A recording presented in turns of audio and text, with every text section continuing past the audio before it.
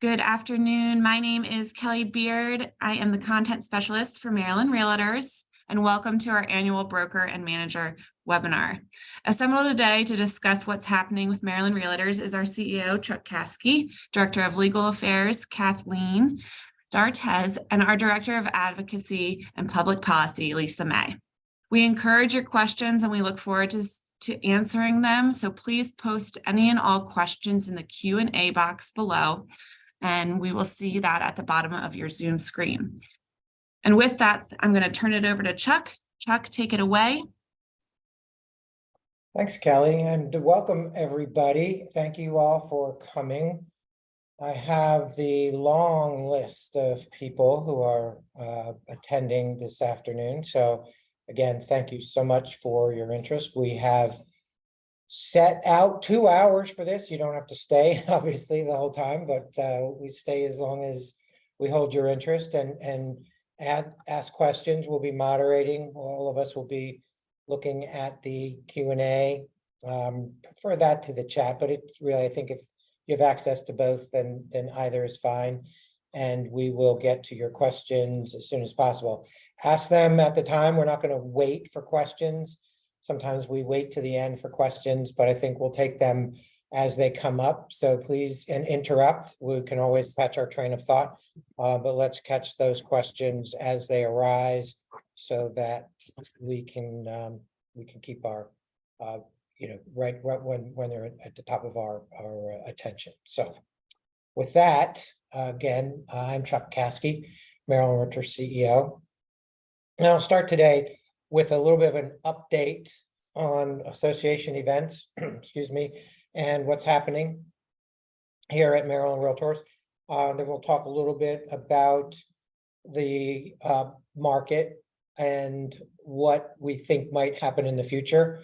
And then I'll end my portion with a short update on the litigation that NAR has been engaged in, and which I hopefully you all are aware of, and we'll talk a little bit about some things that recently happened, and then some kind of thoughts we have on what might happen at the end of all this, and what that means for us, especially as an association, and for you all as brokers and managers. But this webinar is open to everybody, so I can see there are some of our other colleagues and not just brokers and managers, so a pretty wide audience here. So thank you all again for coming.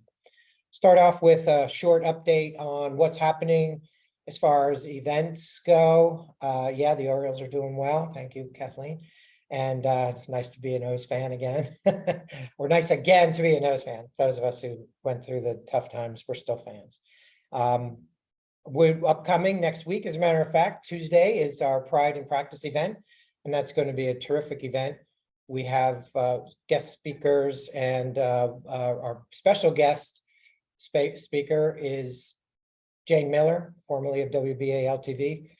Those of you from the Baltimore Metro or a market know, the media market know Jane as a investigative reporter. She's done a lot of really great things, and so I'm excited to hear from her as well. And there's some other great speakers, and 3-hour CE class on implicit bias in the afternoon, and then networking opportunity later on. So please consider having or participating in that event. Our signature event this year, of the signature event of our 2023 President Yolanda Muckle, is a home ownership expo that we are conducting in cooperation with Prince George's County Department of Housing and Community Development. And that's on Saturday, the 17th of June at the Wayne Curry, it's a long name, the Wayne Curry Sports and Entertainment Center, something like that. And excuse me, pardon me, Mr. Curry, for not having that name down. But that's an all-day event, and registration and other information is on our website, as with the Pride event. And then, of course, our annual conference, September 19th to the 21st at Live Casino in Rundle Mills. It's going to be a great event, a good destination, and we're really looking forward to having, again, trying something a little different outside of Ocean City. You'd probably be back in Ocean City in 2024, then we'll see what the committees and based on input, whether we, are still going to move the conference around. And but we can't be afraid to try new things, and that's the message here. So I'm optimistic that the conference is going to be great at Arundel Mills, and then back in Ocean City in 24, and then after that we'll see. So keep those things in mind. Keep your eyes out. The registration for the conference will launch the middle of June, and that will be the registration opens. Of course, you will hear about that. Also want to let people know that if you want to participate in a Maryland Realtors Committee, that application process is now open and will be through July 14th, but don't wait.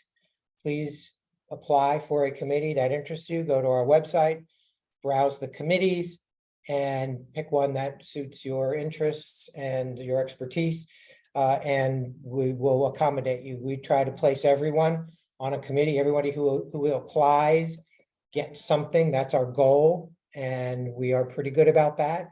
So please do that, and those committee assignments will then be made by the end of July, and then we'll notify you, and the committee year will start October 1st. So please enjoy or please participate in the committees, because without us, without you, there is no us. You are the association, and I should have started out by saying thank you to our volunteers and to our members, because speaking on behalf of Lisa and Kathleen and all of us here on staff at Maryland Realtors, we value you as members, and we know that you are Maryland Realtors. It's not us, it's you, and we're here at your pleasure. So we hope that you find the value in your membership, and we appreciate you. So please participate in our committee process. It's a good I think it's a good investment of your time, and you do get things in return. Talk to anybody who's on a Maryland Realtors Committee or in leadership, and they will tell you there's real value in it. It's not just a sacrifice, heaven forbid, but it's an investment in your time. But I do think there's a good return on that investment. So please participate. There's already a question. Oh, thank you, Chuck Otley, of course. Thank you, Chuck. The Wayne Curry Sports and Learning Center. Thank you, Chuck. So let's see. We will be soliciting. We have a lot of awards. Our industry awards will be given out in September at Chris Hill's installation, which promises to be a unique event. I'm not going to spill the beans on that, but suffice it to say, it will be something we've never done before, as it appears now, and we're all looking forward to it. And it's going to be a very unique installation. And as you know, it's when we present our industry awards. And so we have there's a flash on our website that you can click on to see the awards and make nominations for those awards. And so please do that. So let's switching gears, if there's no other questions or comments on any of that kind of stuff. The where are we? I want to talk a little bit about big kind of concepts, because once we look at the industry, and it kind of dovetails with what's happening nationally and those lawsuits that NAR is fighting on our behalf, and hope you're keeping up to date with those. But I think it's important to know where the association stands on the big issues of our time. And I think we can all agree that the big issue for us is housing, and of course, housing, not just writ large, but the lack of housing. I mean, we know that we are in a housing availability crisis. That's a given, right? The lack of inventory, I don't even remember the last time we had 6 months of inventory. And so if you accept the conventional wisdom that a balanced market between buyers and sellers is represented by a level of inventory that represents about 6 months of homes, I can't remember the last time we were at 6 months of inventory. It was probably either right after or right before the Great Recession. I don't know, but probably coming out of the recession in 2009, 2010, and till today, I doubt we've had anywhere near 6 months of inventory. And as you all know, for many of those months and months at a time, it was less than a month. We just crossed the 1 month inventory level, and it's a little bit above that now, but it's still, the inventory is just not there. And although a lot of, I think, not to belabor the phrase conventional wisdom, but I've seen so many elements of the conventional wisdom relating to the economy go out the window that I think really, for the most part, conventional wisdom is dead. And you listen to economists, and where's the economy going? Are we in a recession? Are we in a housing recession? And as far as inflation, what kind of inflation is it? And because there's demand inflation and supply and supply inflation. One of the things, when supply does go down, of course, prices go up. And so that law of supply and demand, that's probably one piece of conventional wisdom that hasn't gone away, because we're seeing that today, and we still are. So to the extent that we continue to have fewer and fewer homes for sale, prices are going to continue to rise. And we also know that that has a direct negative impact on affordability. So we can't talk about availability without talking about affordability and vice versa. And so what we want to do and what we have to do is increase the supply of housing. We have dedicated this year, next year, and the year after, and probably the year after that, to increasing the supply of housing. And that gives more people opportunity to become homeowners. But we're also, rentals, are a big part of that mix. What I think we have to focus on is what we call things. And I'm on this kick now, and it's my bit, and because words matter, and what you call things really matters, right? And I won't belabor it today, but if you catch me in a hallway somewhere, I can run through my litany of fun things that I talk about in terms of labels. But the bottom line is, when somebody labels something, it's for a reason. And what they're trying to do is manipulate us, right? Because you take things, especially if something used to be called one thing, but people start referring to it as something else, there's a reason for that. The reason is that they want you to think about that thing differently. And so I'll just give you one small example, and then I'll move on. But, used cars, they used to be called used cars. And then used cars kind of had a negative connotation. So now they're called pre-owned, and then if you get a higher level, then they're certified pre-owned. And so the marketers decided that, hey, we need a new word for this. And then that kind of colors our way of thinking about something just by simply what it's called. And so it's a very powerful thing that can be used to manipulate us if we're not really careful. So we're going to be part of that. Actually, we have decided on this thing called the missing middle housing, and you will hear this phrase over and over and over again when you hear, whether it's Yolanda or Chris Hill or Cheryl or Chris or Craig, Chris Jett or Craig Wolf, any officer, any one of us from the staff.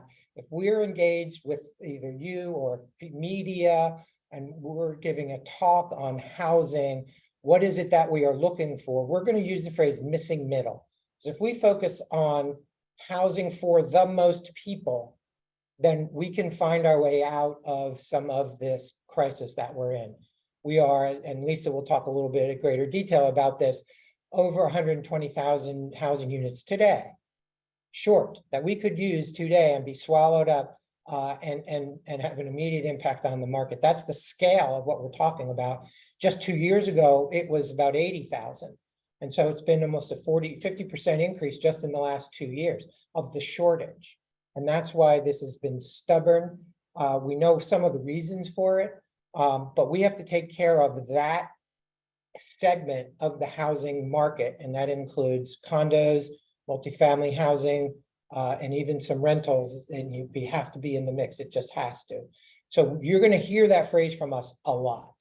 And because it matters, again, what we call things matters. And so we are going to focus on that. We know for a fact, it's just indisputable that land use regulations are the biggest impediment to our creating new housing. It just is. Zoning in particular is almost 100% responsible for our inability to build the kind of housing that people can afford and want and would live in. And it's not just where, it's with a kind of housing. And so that missing middle housing, we have to address that. And so we are engaging in a all hands on deck. We are talking about this whenever we can. We have, and Lisa will talk about the polling we've done, and we'll talk about the media impressions. Our president, Yolanda Muckle, has been on TV, on radio. We're giving interviews. We are getting millions, literally millions of media impressions with our campaign to raise awareness, not just of the crisis, but what we can do to get to a place where we're actually moving the needle on the level of housing that's available.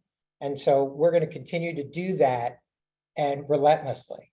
I promise you, we will not stop, because this is a long-term commitment that we're making, and we're going to ruffle some feathers along the way. I'm going to be very honest.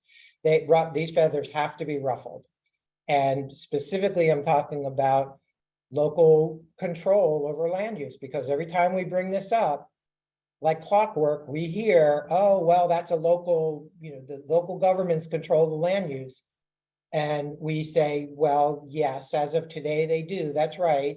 And if they've been doing such a great job, we wouldn't be in this crisis. That's our first response. The second response, again, like clockwork, I can tell you, I can almost answer these questions before they ask them, because every time you say we need more housing, that's the first thing, is the state doesn't have any role in these land use decisions. And the second thing is adequate public facilities. Schools are overcrowded, roads are overcrowded, we need water and sewer capacity. When you look at adequate public facilities ordinances, they include things like public safety and a lot of other things, not just schools and roads and water and sewer that we think of right off the top of our heads, but there are a lot of other components to adequate public facilities ordinances, parking, things like that. And so again, Lisa's going to talk about some of the specific initiatives, but I wanted to give you a kind of an overview about what our approach is and the feathers that we are going to ruffle, including the local governments who really need to step up. And to be fair, some of them have. And I want to give credit where credit is due. Montgomery County's done a great job. Anne Arundel just passed a new adequate public facilities ordinance. There's some flaws in it, I think. I'm not really familiar with it, but Baltimore County's talking about it. And so we do see some action on the part of local governments, and that's heartening, but it's probably not enough. And the other big approach or thing that we're going to be looking at is encouraging what we call adaptive reuse. And that's taking underutilized commercial space and converting it either to mixed use or residential with some office. I just saw, where was it? There was a big article today about, in Baltimore, Mondawmin. No, not Mondawmin. Security Mall, the abandoned Sears. That's right. Baltimore County just purchased a big chunk. They already own a chunk of Security Square, and they just purchased another big chunk that included the abandoned Sears store. And the plans are for a mixed-use development on that site that could accommodate residential, retail, and office space. And here you have a perfect opportunity, because to get a mall in place, you had to have done this traffic analysis. You had to have done the water and sewer analysis. And maybe the schools, they're probably not, because it was businesses, but you still have these things, most of the infrastructure in place. And it just doesn't make sense to let these zoned residential, zoned commercial spaces sit idle and empty while we have all these other uses we could make of these properties. So we need to be flexible. And again, zoning is the biggest impediment to us approaching these problems in a creative way. So again, we are not backing down. We are going to be saying this is the message we are going to be delivering over and over and over and over again. And the policymakers, I can tell you, are listening. We are hearing from editorial boards and the Baltimore Sun ran an editorial after we had an interview with them the very next day. They published a wonderful editorial. And, policymakers, that's the kind of stuff they read, and so we are making inroads and we are being heard. And hopefully we can start to move the needle on some of this stuff and actually have a big impact ultimately. Oh, Greg Fisk, thank you, Greg. 2014, I don't know how you knew that. The last time Anne Arundel County had 6 months of inventory was 2014. There you go. Thank you, Greg. That's good perspective. I knew it had been a long time. I didn't know that long, but okay. So right after the recession. Okay, thank you. So that's all I have. Please, if you have questions about any of this, please, put it in the chat or the Q&A, and I can take a breath. It's okay. I know I can pick up again.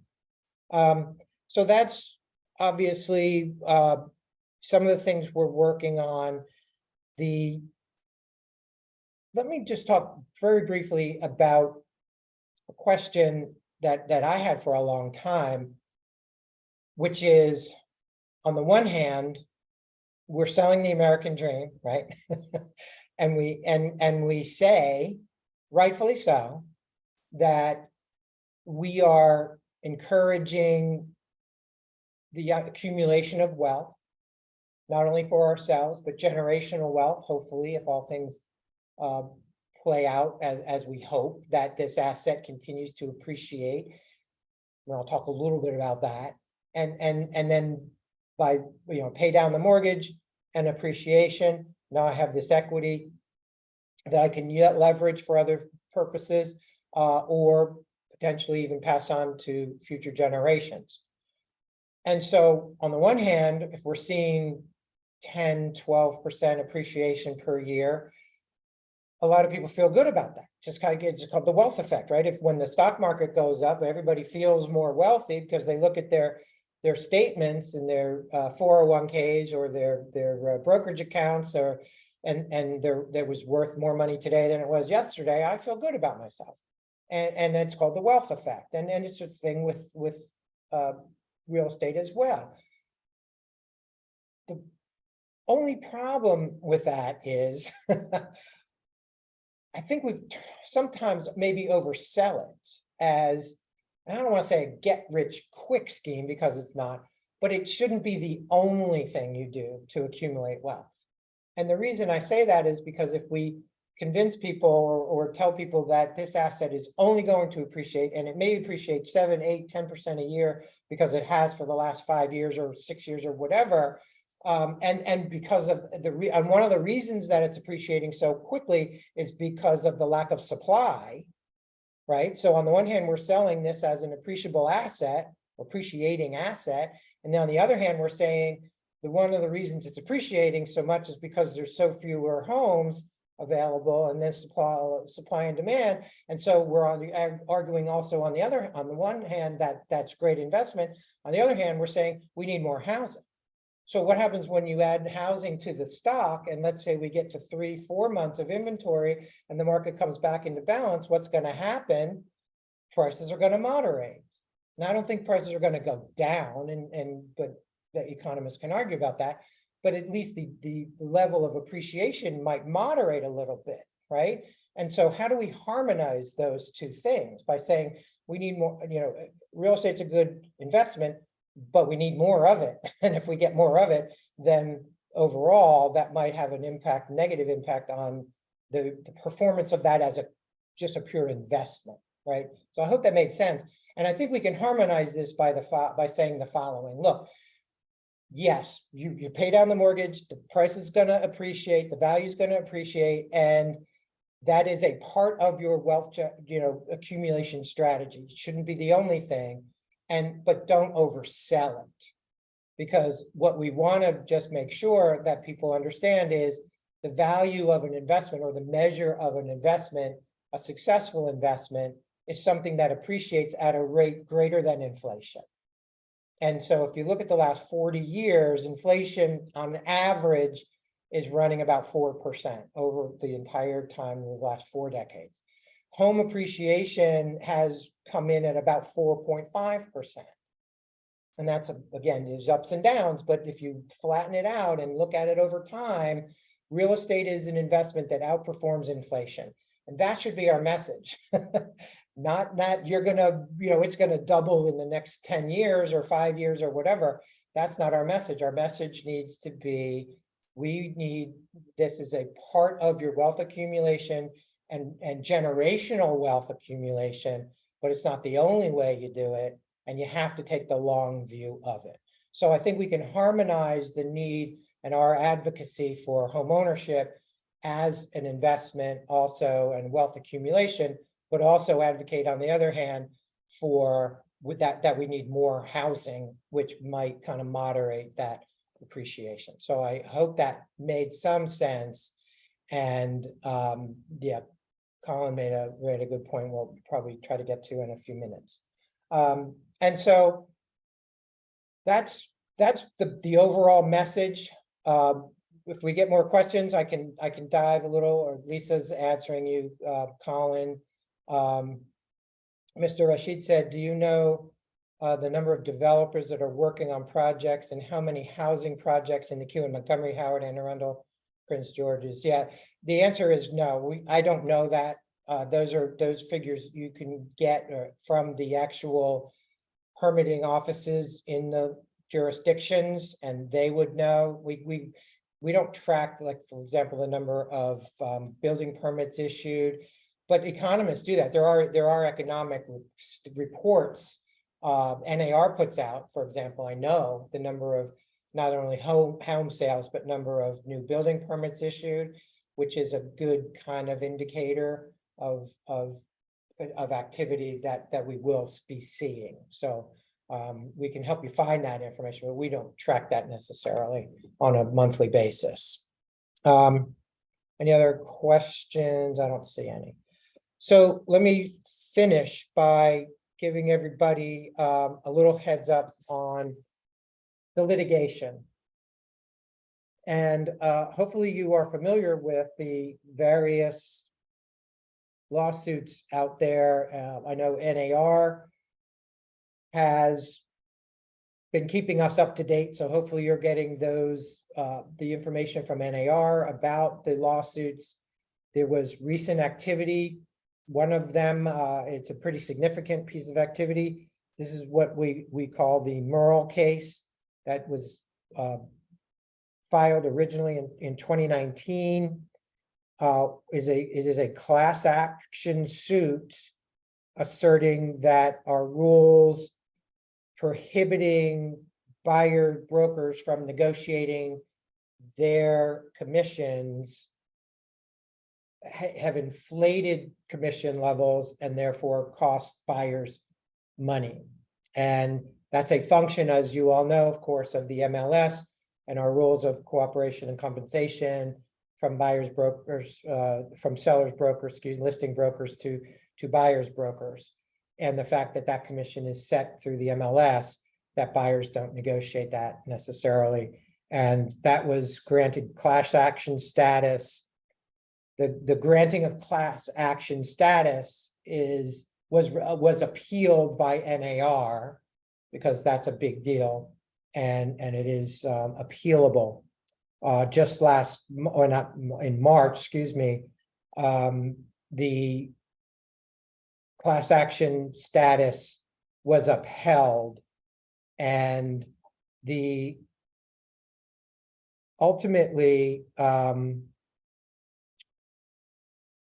that suit could be as much, we're talking about tens of billions of dollars potentially. If you take all the class, all of the current and future sellers and buyers, even within the few states that this covers and the several large companies and MLSs, we could be looking at really significant damages. And NAR is taking this very seriously, and listening to NAR's messaging is really important, that we understand that what the potential implications are. And if I'm talking to the brokers and managers here, there's 3 other cases out there. I won't necessarily go into all of those, but it's important to know that when, oh, here it is. I was looking at the wrong document.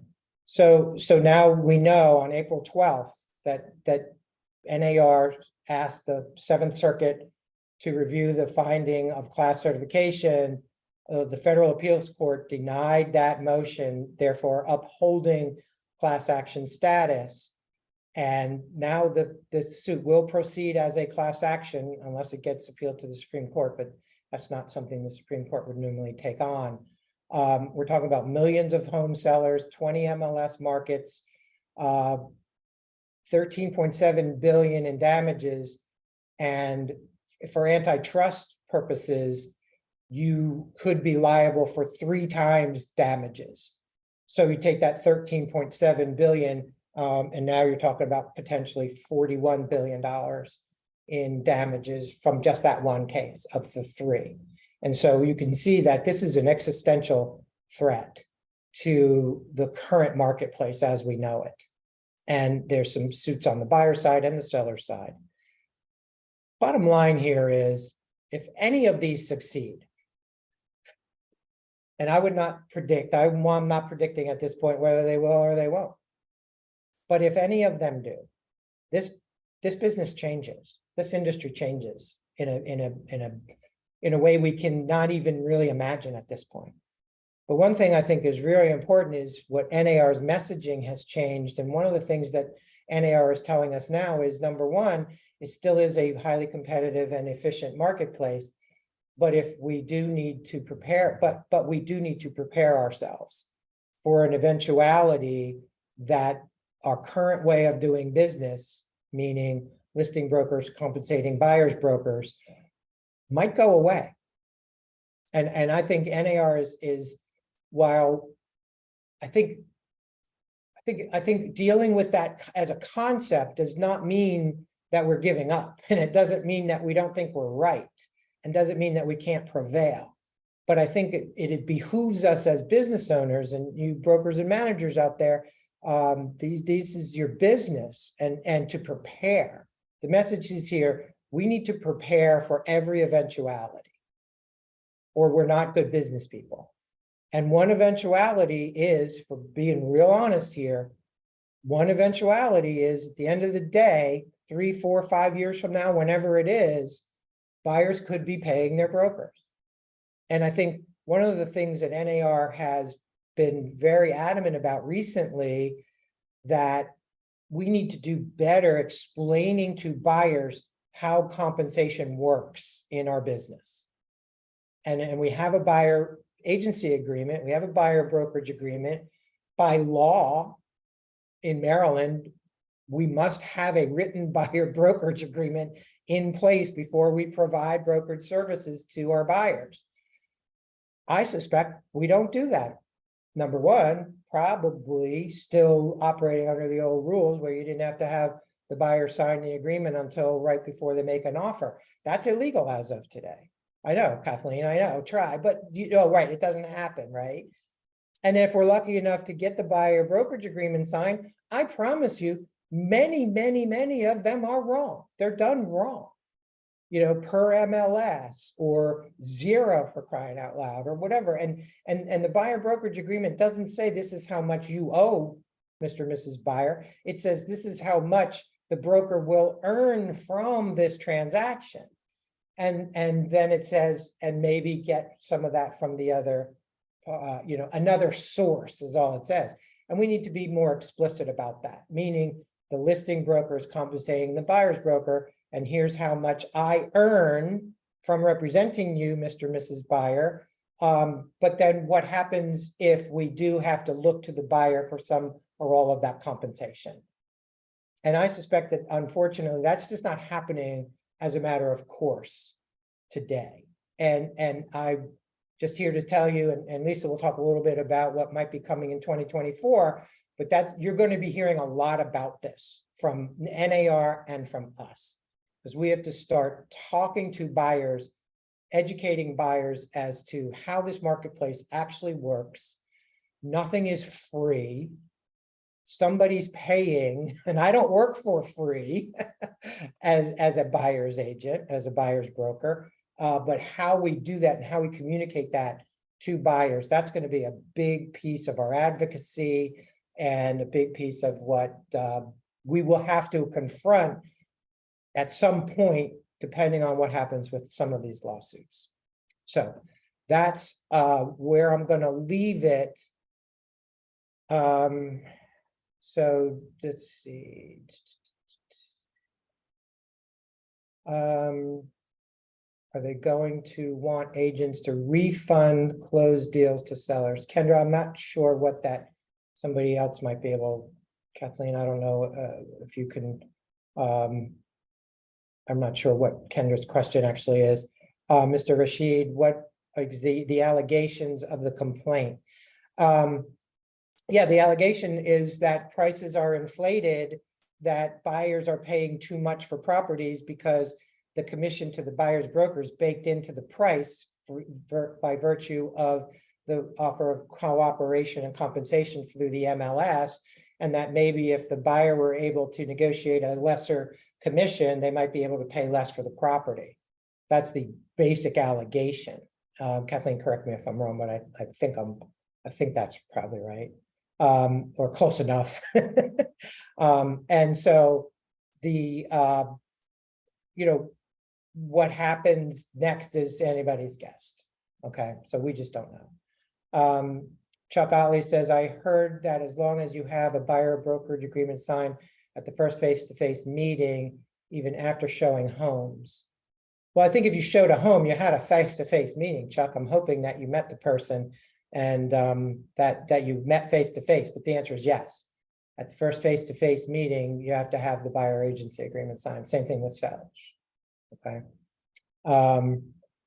Leonard says, agree, I've already been saying this, we'll be looking to make changes in listing agreements. Yeah, so that's great. Yeah.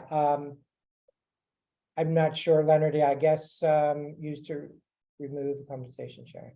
Well, we're not advocating for removing compensation sharing. We're not there yet. We aren't there ever, really, frankly, from our perspective. The marketplace works as it's intended to work, and we're not there. I know there are some listing brokers that are, refusing compensation to buyers brokers, and then buyers are having to decide whether they can come up with the cash to compensate their broker or have a conversation with the lender about folding it in. But we have anecdotally just a story the other day, Kathleen told us that a buyer lost a property because there was no compensation offered or a minimal compensation.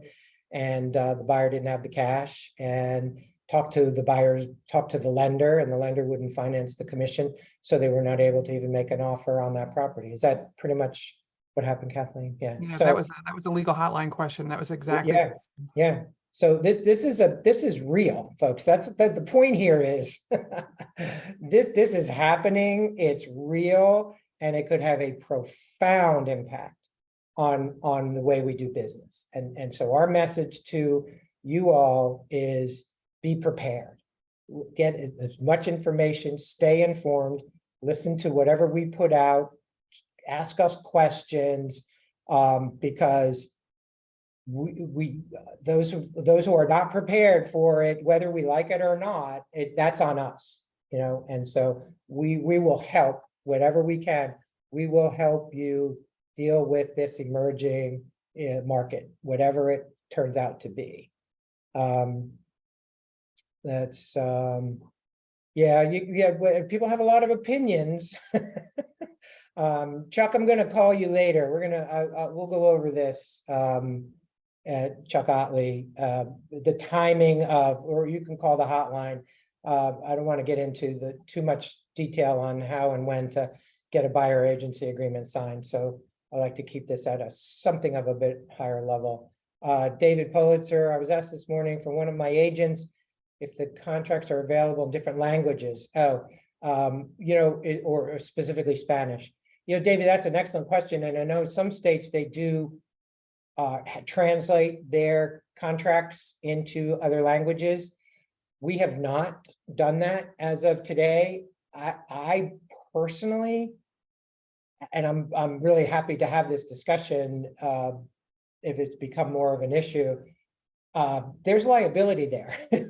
I've never done translations. I don't know any foreign language well enough to do it, but I've read a lot about translating, and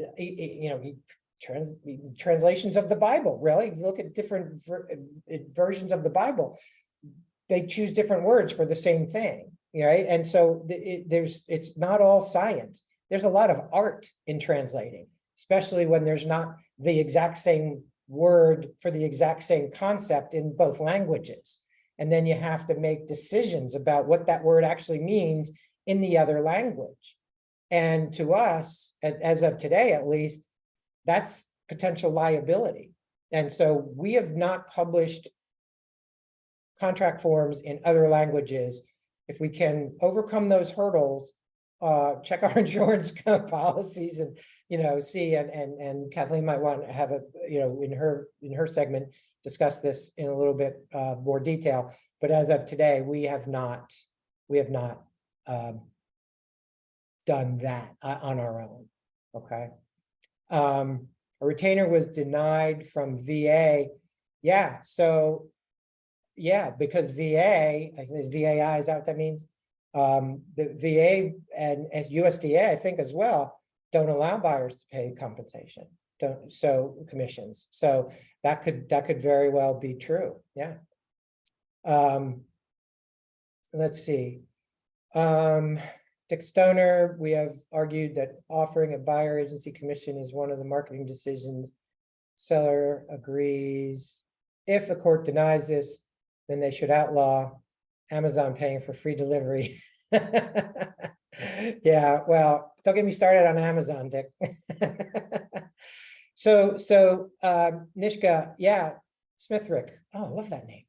I hope I pronounced that right. I hope it's Nisha. More commissions of $1. That's what I'm talking about. That's exactly what I'm talking about than the one that Kathleen told us about. And if the seller basically makes the decision, consultation with the listing broker, that they're only going to offer $1, then the buyer's broker has to have the conversation, just like the one I talked about, the story that Kathleen told us from the hotline, and whether the buyer is going to have to come up with that cash or somehow get the lender to finance it, which as of today, they don't seem to be willing to do. And so these are the questions, guys. This is exactly the conversations that we're going to have moving forward. And again, there's a big unknowns, but we are going to be prepared for whatever eventuality we're confronted with. Okay. Frank Burnett says, I believe the best answer on commissions, just switched, for buyer brokers is for Fannie Mae, VA, FHA, et cetera, to be willing to add the buyers into mortgage computation. Absolutely, Frank, there's no question. Is this something that they're pushing for legislatively? That would mostly be a federal issue, Frank. So is NAR pushing for that? As of today, no, not that I know of. And you guys correct me if I misspeak, but I've not heard from NAR that they are going to be pushing for that anytime soon. I think they got to see, they're going to be pushing more against trying to win these cases. You know what I mean? I think once we get closer to seeing how these trials, when they eventually go to trial, what is the evidence? When we start weighing how this goes, when it finally gets in front of a jury, and these cases take months and months to resolve. So we're talking at least 3 to 5 years from now before anything of consequence happens. And so we have time to do all of that. And you raise a good question, and then I'll shut up. I promise I've gone way over my time. That, in a way, lenders are financing commissions now, right? Because if the house appraises for the sale price, then the lender lends that amount of money to buy the house, and then it's settlement, you take that commission off the top, and the seller's net is decreased. So they didn't see that money, even though that's technically in their sale price. They sold that home for X, $500,000, and then X amount got taken off the top, off the seller's net. So in effect, in my head, lenders are financing commissions now. So why wouldn't they on the seller side? So why wouldn't they finance it on the buyer side? I know I'm missing something. I've been talking about this for a long time, but that could be one avenue to approach this, is to work with the appraisal industry and see if we can somehow finance commissions. So that's all I have for now. I went way over. I apologize, but get me going, and that's what happens. So I'll turn it over now to Lisa May. And again, that's why we put 2 hours. That's why we set 2 hours aside. So I'll let Lisa May to address the 23 session, and also a little bit of preview of what's going to happen in 2024. So Lisa, take it away. All right. Well, thank you, Chuck. And I'm going to take a moment just to share my screen here, because I think talking about legislation is a little bit easier with something to follow along too. So let me pull this up, and hopefully you can all see this now. So our General Assembly session, this was our first session back after a statewide election. We have an all-new administration. We have all-new General Assembly. Well, we have about 20% of the General Assembly brand new to office, did not hold that seat before. And a lot of committee reshuffling, things like that. So in these sessions, we're typically told, keep your expectations really low, because it's going to be 2 weeks before they can even find their office. Even longer before we get committees finalized and they start holding bill hearings. And we certainly did have a very slow start, I think, to the session, but they figured out really, really quickly how to make legislation work again. And by the time all was said and done, we had just about as many bills introduced and passed as we would in a typical session. Our state legislative committee actually reviewed 20 more bills than we did last session. We actively lobbied 93 bills in the General Assembly, and we had 6 realtor priority bills that we were pushing. And we really did okay. I mean, we did really well in terms of, these were our 6 realtor bills. 5 of them passed. You will see, that some of them do have to do with the housing supply issue and with missing middle housing, like Chuck mentioned. Cottage condominiums, that's an emerging missing middle housing option that we did some insurance reform on to recognize the fact that detached condominiums have different requirements than attached ones. Accessory dwelling units, again, we saw this as a means to provide some housing options and some housing supply quickly and relatively affordably. However, as we mentioned, local governments have that, chokehold on zoning and supply. And we got pushback on this bill, even though it was a study. Just to study how we could have accessory dwelling units, we fought over the language of this bill. And I think that shows you the uphill battle that we kind of are waging in terms of housing supply. The one bill we did not get through is our housing fiscal analysis. And that bill would have required, much like we do for bills that impact state or local government finances, this would have evaluated legislation based upon the costs that it adds to housing supply and housing development, or to the transaction, buying and selling of real estate. And that bill was really a message bill. It was to make a point, and they said, okay, understood, we're not going to do it, but we understand where you're coming from. And what I want to do on the next few slides is spend some time on the remaining ones that we have here, because I think that as brokers and managers, they're the ones that you will probably be spending the most time with day to day. So let's talk about this one. This was, if deposits in accessory dwelling units were A1, and B1 of our priority list. And probably better than we do that when a transaction falls apart, the buyer exercises a contingency in the contract properly. They ask for their deposit back. Sometimes the sellers have some hard feelings.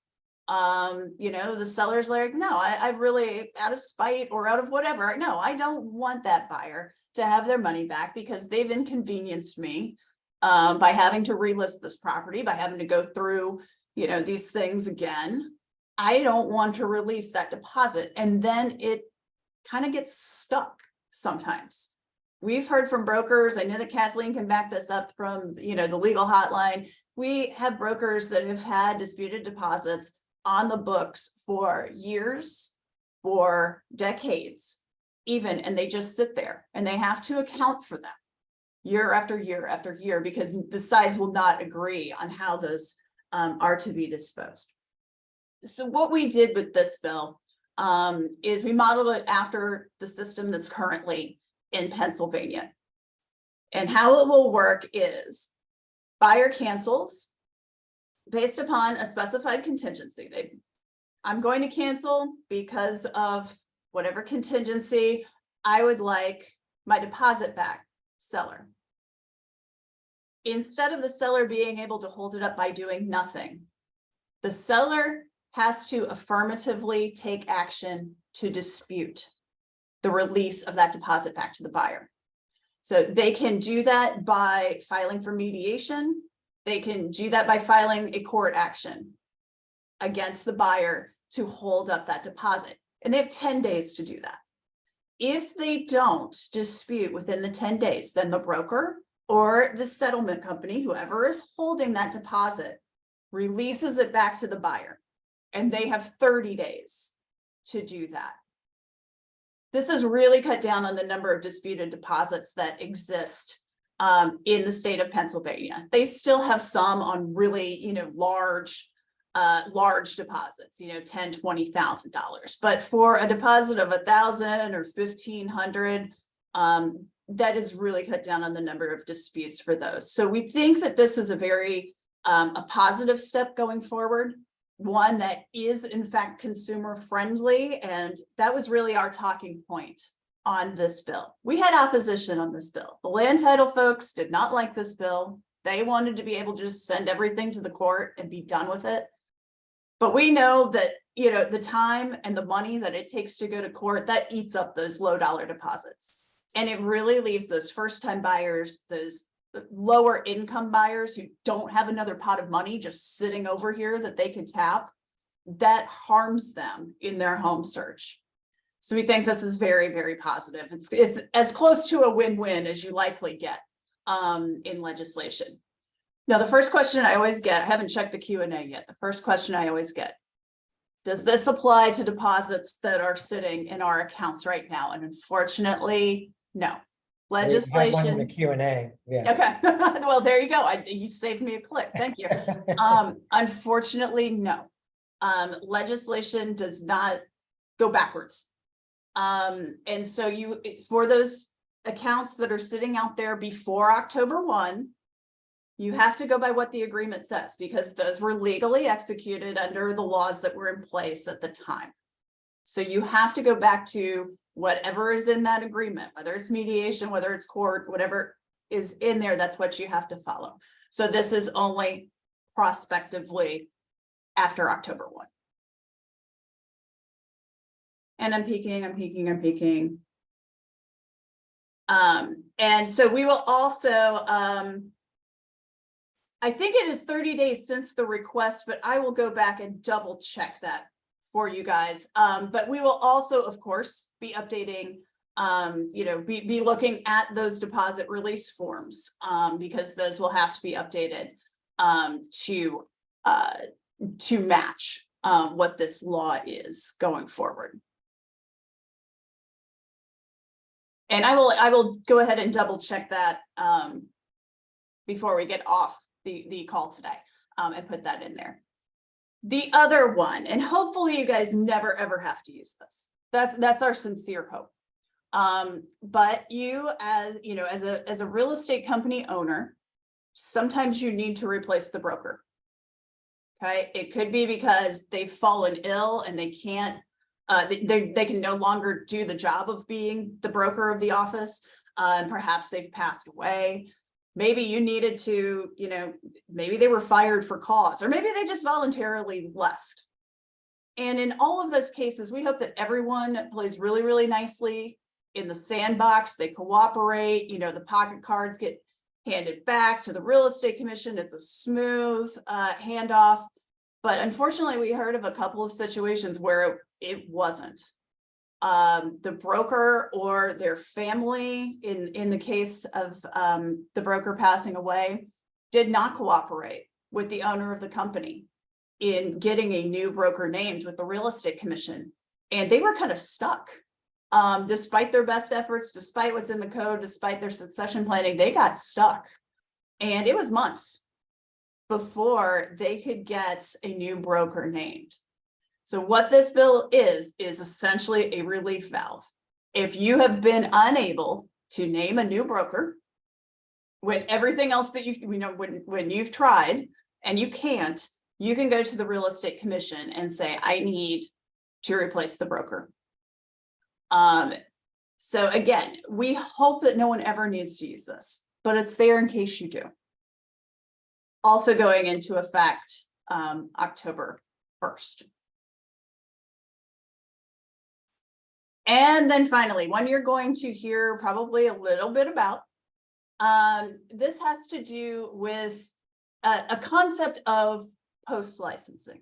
And we looked at post-licensing requirements. We looked at what other states do. And some of you are probably aware, or you hold licenses in other states and know that they have different education requirements than we do here in Maryland. Some require a specific post-licensing coursework. Some require you to have it done within, 60 days, 6 months, whatever, after passing the exam. We talked through a lot of examples. And what we came up with was that instead of having a different, post-licensing requirement that might put you in some sort of, licensing limbo until you complete it, what we thought we were going to do is just take the same 2-hour renewal period, take the same 15 hours. So all of the requirements are the same, except that in that first renewal cycle, instead of having required courses and electives, you're going to have all required hours. And those required hours are going to be on very, very practical concepts on how to be a real estate agent day to day in this business.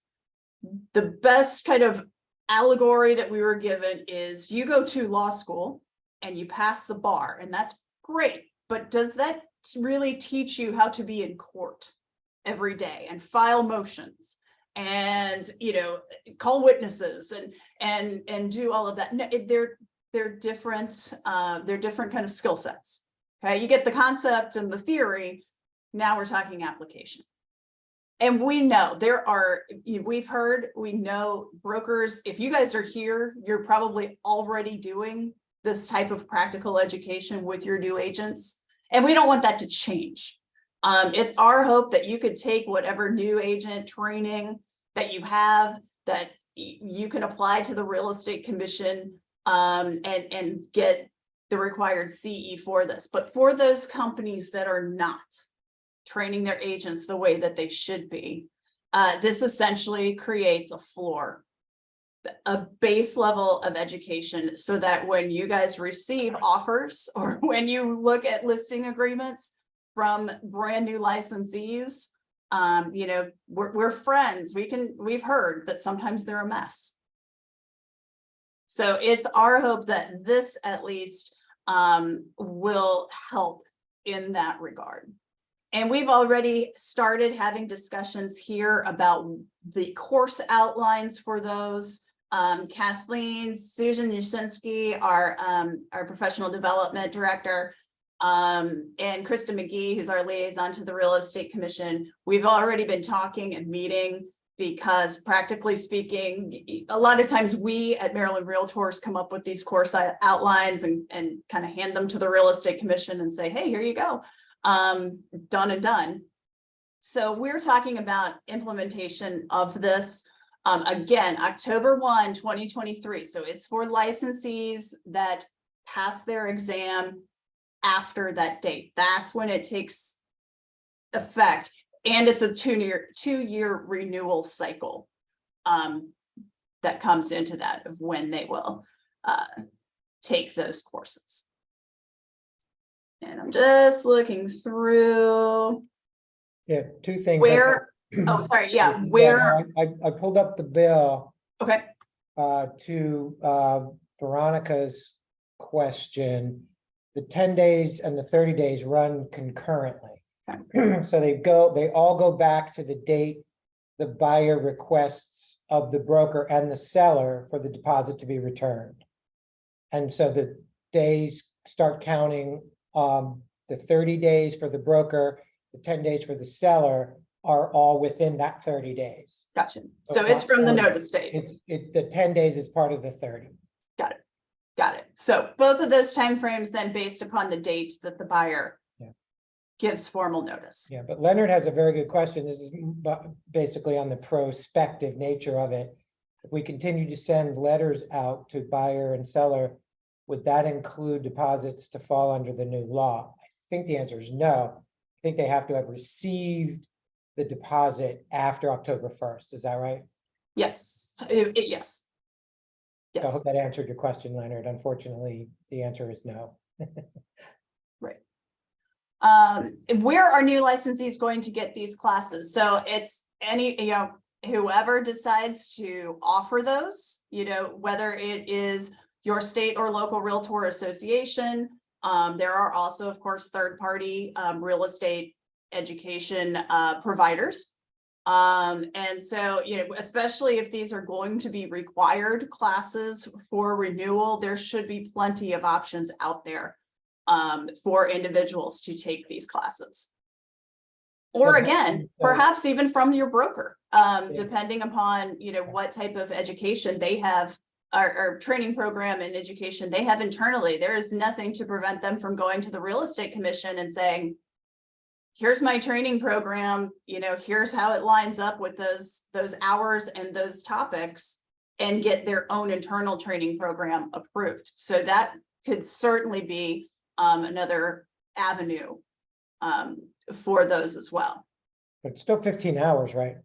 It is still 15 hours. Now, one thing that did sort of come up, because you'll see on here that there is that a standalone fair housing class is not directly included in this. You're going to get a lot of fair housing topics in these other areas, but NAR just required, a fair housing class as well. And so we're just going to have to make sure that, everyone is kind of clear on your requirements under the code as a licensee, but then also your requirements to maintain your realtor requirements in good standing. So again, as October 1 comes along, these are things that we will be putting together and communicating to you. All right.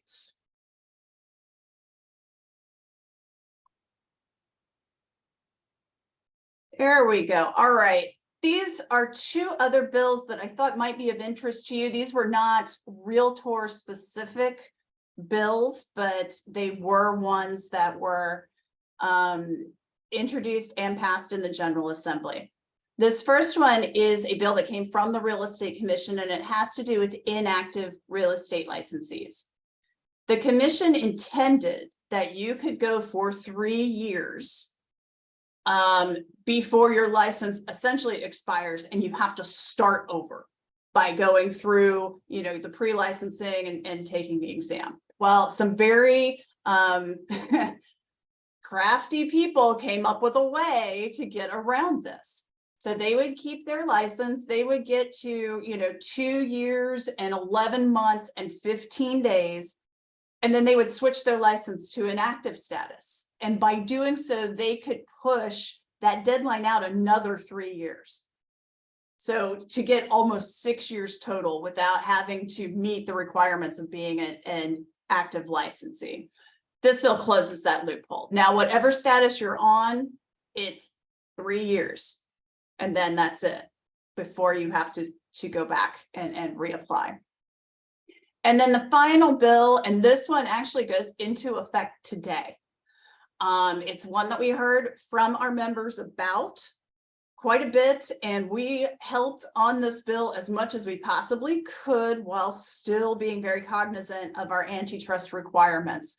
And these had to do with things that were called homeowner benefit agreements. And I know that some of you have probably heard of them, but maybe some of you haven't. How this worked was, if I was a real estate licensee and I approach Chuck and I say, Chuck, I want the ability to sell your house. And you may not be looking to sell right now, but when the time comes, I want to sell your house. So here's what I'm going to do for you. I'm going to pay you, I don't know, $1,000. Let's just say I'm going to pay you $1,000 in cash today. You can do whatever you want with it. In exchange, you're going to sign an agreement with me that when you list your house for the next 25, 30, in some cases 40 years, you're going to use me as your broker. And just to show that we're really, really serious, we're going to record this agreement in the land records, just as we would a lien on your property. So when the time comes, if it turns out that you don't want to use me as your listing broker, you're going to pay me a termination fee of 3% of your home's value. And a lot of folks, I think we heard that there were about between 500 and 600 of these that were recorded across the state. And with them being recorded in the land records, it bound successors. If the property was transferred during an estate, the survivors were bound by the agreement. A lot of times they didn't know that their parents or a relative had signed these agreements, had already engaged with a realtor or a real estate licensee to list the property, and didn't find it until the title search was conducted. It also came up during mortgage refinance applications that you would need to clear this lien in some cases and pay the termination fee in order to refinance your home. And that just wipes out, any savings that you might have from refinancing. Thankfully, we had the National Land Title Association. They came up with this because these have spread throughout the country. They came up with a model ordinance to deal with them. So in talking with our members of the General Assembly, we were able to point them to the direction of this model ordinance. And how it reads now is, we haven't banned these types of agreements, but we have limited their term. If they're going to offer you something cash in exchange for a future listing, that term cannot be longer than a year. And under no circumstances can these be recorded in the land records. And actually the clerks of the court can deny or refuse to record any application that they receive that involves these types of agreements. So a huge, huge win for consumers here. And we are very proud to help in this in the ways that we could. Again, as with our deposits, this doesn't get rid of the 500 or so that are already on the books. We would need a legal opinion from the Attorney General, or we would need some sort of court action that said, at the time these were signed, it violated state law, or that they were targeting certain populations who maybe didn't understand what they were signing, or they were misled in these. So starting today, this limitation is in effect, but we still do have some out there that we want you to be aware of, because your agents may come across some in their day-to-day kind of transactions.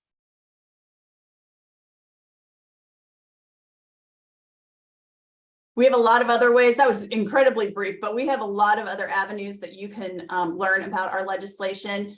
Chuck's most recent podcast is more me, more Chuck. We're just talking legislation. Our next Realtor magazine will have a brief summary of the session. We also have, it was just added today in the legislative tab of our MarylandRealtor.org website, a full, I think it's 8 or 9 pages that gets into the things that passed and didn't pass this session. And then on June 22nd, we have a session wrap-up webinar where we'll go into these items and even more.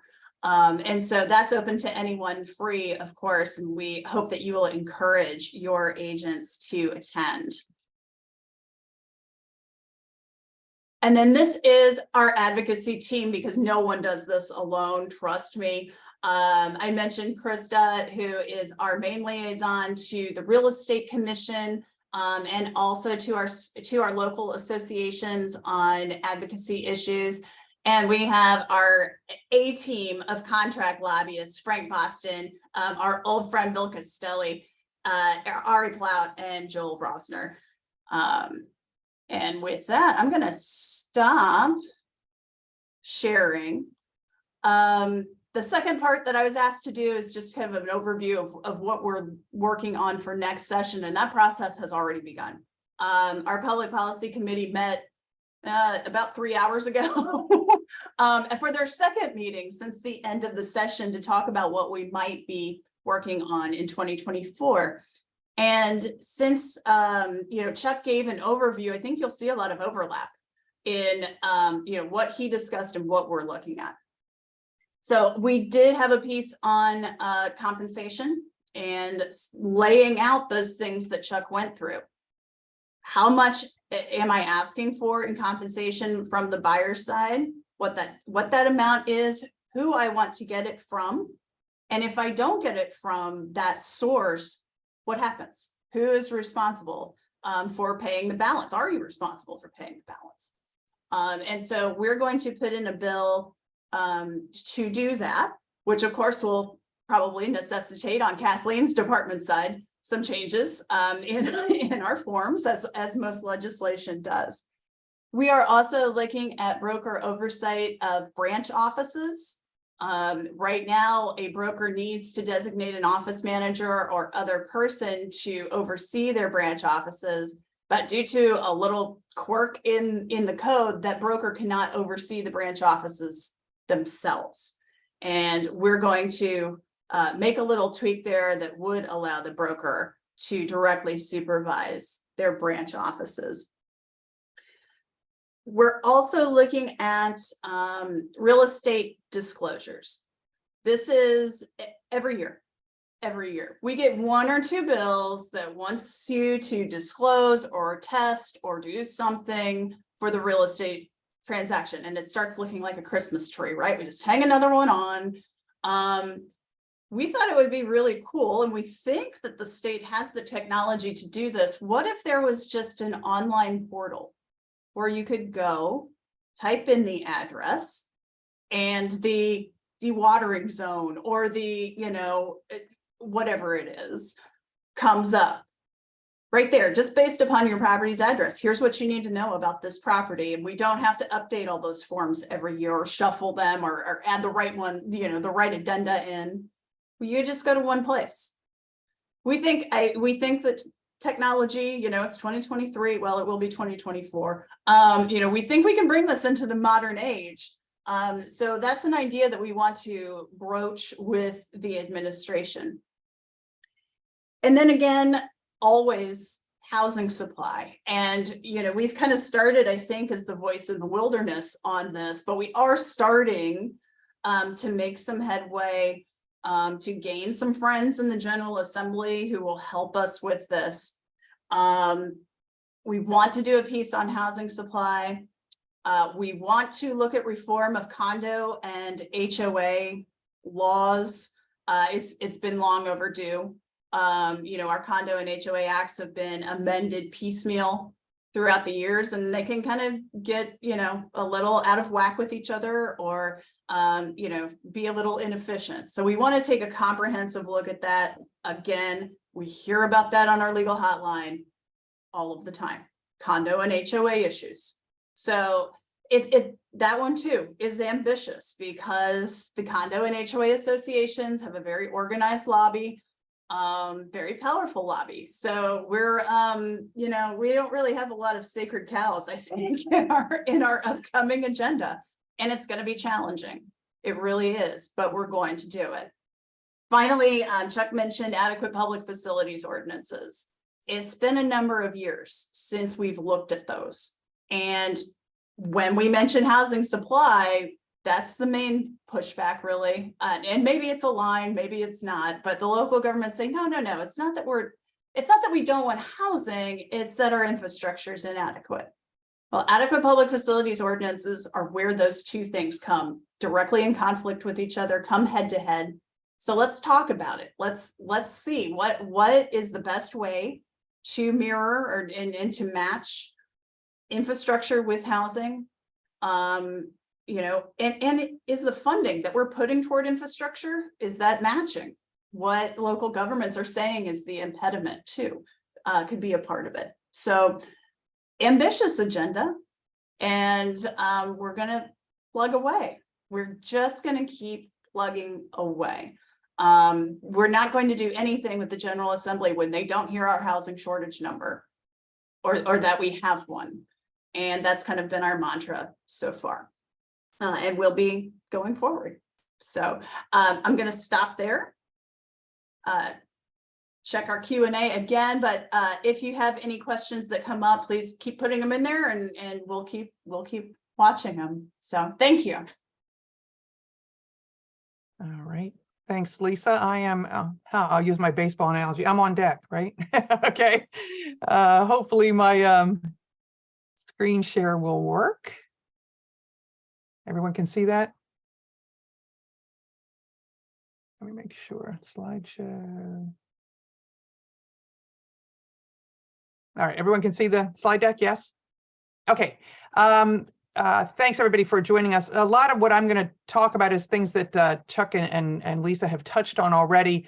I'm going to jump right in and start with the big one, I guess, compensation. Chuck kind of presented the big picture. Actually, this whole thing, I think we're sort of starting with the big picture, sort of the industry issues, and then working our way down to the more topical ones that we've been hearing a lot about recently on the legal hotline. Compensation.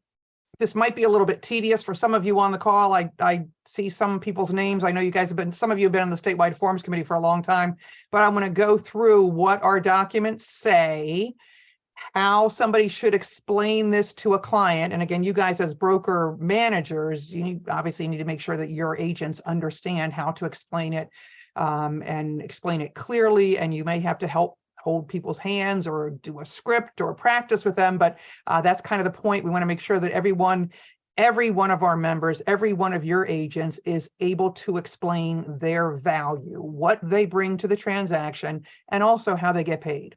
Right? That's our objective. Everybody should be able to do that. So we're going to look at our agreements. We're also going to look at the Bright MLS rules just briefly, and then something in the NAR Code of Ethics, tying back to, I think, to something that Chuck had mentioned, how you explain compensation.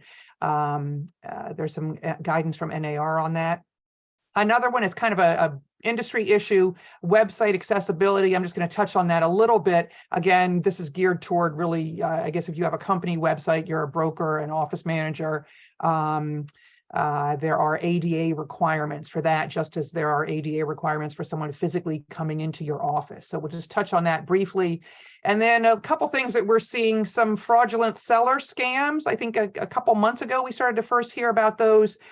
We have recently started to receive calls on the legal hotline, so we're definitely seeing those here in Maryland. So we'll go through that just briefly, some red flags and some best practices there, and then some trends, just recent things that we're seeing on our legal hotline. So let me get started here. This is compensation, right? A lot of the questions we're talking about are listing agreement. So this is We're talking about our listing agreement here. This is the actual language in our form. Let me slide that out of the way, make some room over here. Okay, so this is the actual language. And again, I apologize if this is tedious, but it's worth reading, right? This is what the document says. So every time a listing agent meets with a seller, they should be going through this paragraph and explaining it. This is authority to cooperate with other brokers. Broker shall be entitled to cooperate with other brokers as subagents or brokers retained by prospective buyers to represent buyers' interests, right? So, you know, I'm representing you on the seller side, somebody may be representing the buyer on the other side, right? Seller consents to brokers' cooperation and fee sharing with subagents or buyer agents, collectively referred to as cooperating brokers. Broker shall pay to any subagent who has earned and is entitled to share in this fee, whatever it is, some dollar amount, some percentage of the sales price, plus the ground rent in there. Broker shall pay to any buyer agent who has earned and is entitled to share in the fee some dollar amount or some percentage of the sales price plus ground rent, if any. So that is, again, this is our listing agreement, listing agent on an appointment, meeting with the seller. The seller, I guess, the seller instructs the agent what these numbers are going to be, how much I'm going to pay you, how much you are going to be able to offer to, you know, to cooperating agents or sub-agents. So that's kind of the easy part of this. Let's go to the next one. This is our buyer agency agreement. And this is the one I think that's problematic. Let's all pay attention to this. It's not problematic, but I think maybe someone who's newly licensed or someone maybe was a little comfortable with the old presumed buyer agency and didn't really kind of work up their a comfortable way to explain buyer's compensation to their clients, right? And that, if again, we're talking to broker managers here today, people have to get over that, right? All of our agents need to be able to understand, hey, you're going to do better with me representing you. You want me to be involved in this transaction. I know what my value is. I know what I bring to the transaction. I deserve to be compensated, right? So that's where this is coming from. The first paragraph is sort of a notice or a notice, basically. The amount of broker compensation is not prescribed by law or established by any membership organization with which broker is affiliated. That's kind of the antitrust language there, right? Commissions are always negotiable, period. And that's why we don't say anything. There's no set fee. There's no standard fee. It's always negotiable. That's very clear. That's in our agreement, and your client should understand that as well. If anyone talks about a standard fee or whatever, again, we all know for antitrust reasons, we need to shut that down and not allow those conversations to continue. All right, so that's sort of the big overview. This next sentence is the important one. Remember, buyer agency agreement. I'm a buyer agent meeting with my client for the first time, explaining how am I going to get paid, right? I need to make some money, right? Fair enough. Compensation to be paid by buyer. In the event of a sale or lease, the compensation to be paid by buyer to broker shall be, right? Buyer's going to pay me. I'm representing you. You want me to negotiate for you. You want me to use my skill set to point out some issues, negotiate those issues, get some repairs done for you. I deserve to be compensated. Here's the compensation that you are going to pay to me, right? Paid by buyer to broker. This is looping back to something that Chuck had said earlier. You know, Chuck sat on a hotline for years too. We all hear things and know things. And sometimes people will put in there per MLS or they will put 0. I do not know why anybody would put 0 because you know, you're saying you're not going to compensate me. I don't need to be compensated. Per MLS is also problematic. I think someone in the questions had mentioned already compensation on MLS that could vary. It may not be what you need to make on that transaction or what you believe your fair compensation for you is on that transaction. So on this paragraph, every buyer agency agreement, there should be a number in there or a percentage, right? And that's what your buyer is agreeing to pay to you as the buyer's agent, period. That's the first part of it. And I think, again, even regardless of where this industry goes, where the lawsuits go, this is the way this should work. The buyer's agent should be able to explain to the buyer how they get paid. And I need to get paid on this transaction, and here's what you're going to pay me, this amount or this percentage, right? This next paragraph. Kathleen, could you go back, just go back one slide? Yeah, so could you explain, there's a question, and now you said percent of sale price, flat dollar amount, or combination of the two. There's still practice out there with this thing called an administrative fee. And we used to say that that's a RESPA violation. It's compensation, right? And there's only one way to compensate, and that's through the commission. so can you explain why admin fees on top of commissions? We don't recommend that? Well, I wouldn't say that I don't recommend it. See, maybe we have a difference of opinion. There was Because you have one to case, explain what it's for. I guess the point was, I believe RESPA, I think CFPB came out with something that said, if it's going to be separate from your brokerage compensation, that you have to demonstrate what you actually did to Right. earn that quote unquote administrative fee. Right. And most brokers don't do that. I think that was the point. Like, right? if you're going to tell me it's for file maintenance or blah, blah, blah, then you need to show me how much that costs you and that I'm compensating you fairly for work you did outside of what the commission is for. That's the point I was trying to make. Right, Is right. that fair to say? Yeah, that's correct. Yeah. Those of you who've been around for a little while might remember there was a lawsuit in federal court. It was before I joined Maryland Realtors. I think it was 10 years ago. And it was one of the, I can't remember which circuit it was, but it was one of the federal courts down south. And it was alleging a RESPA violation.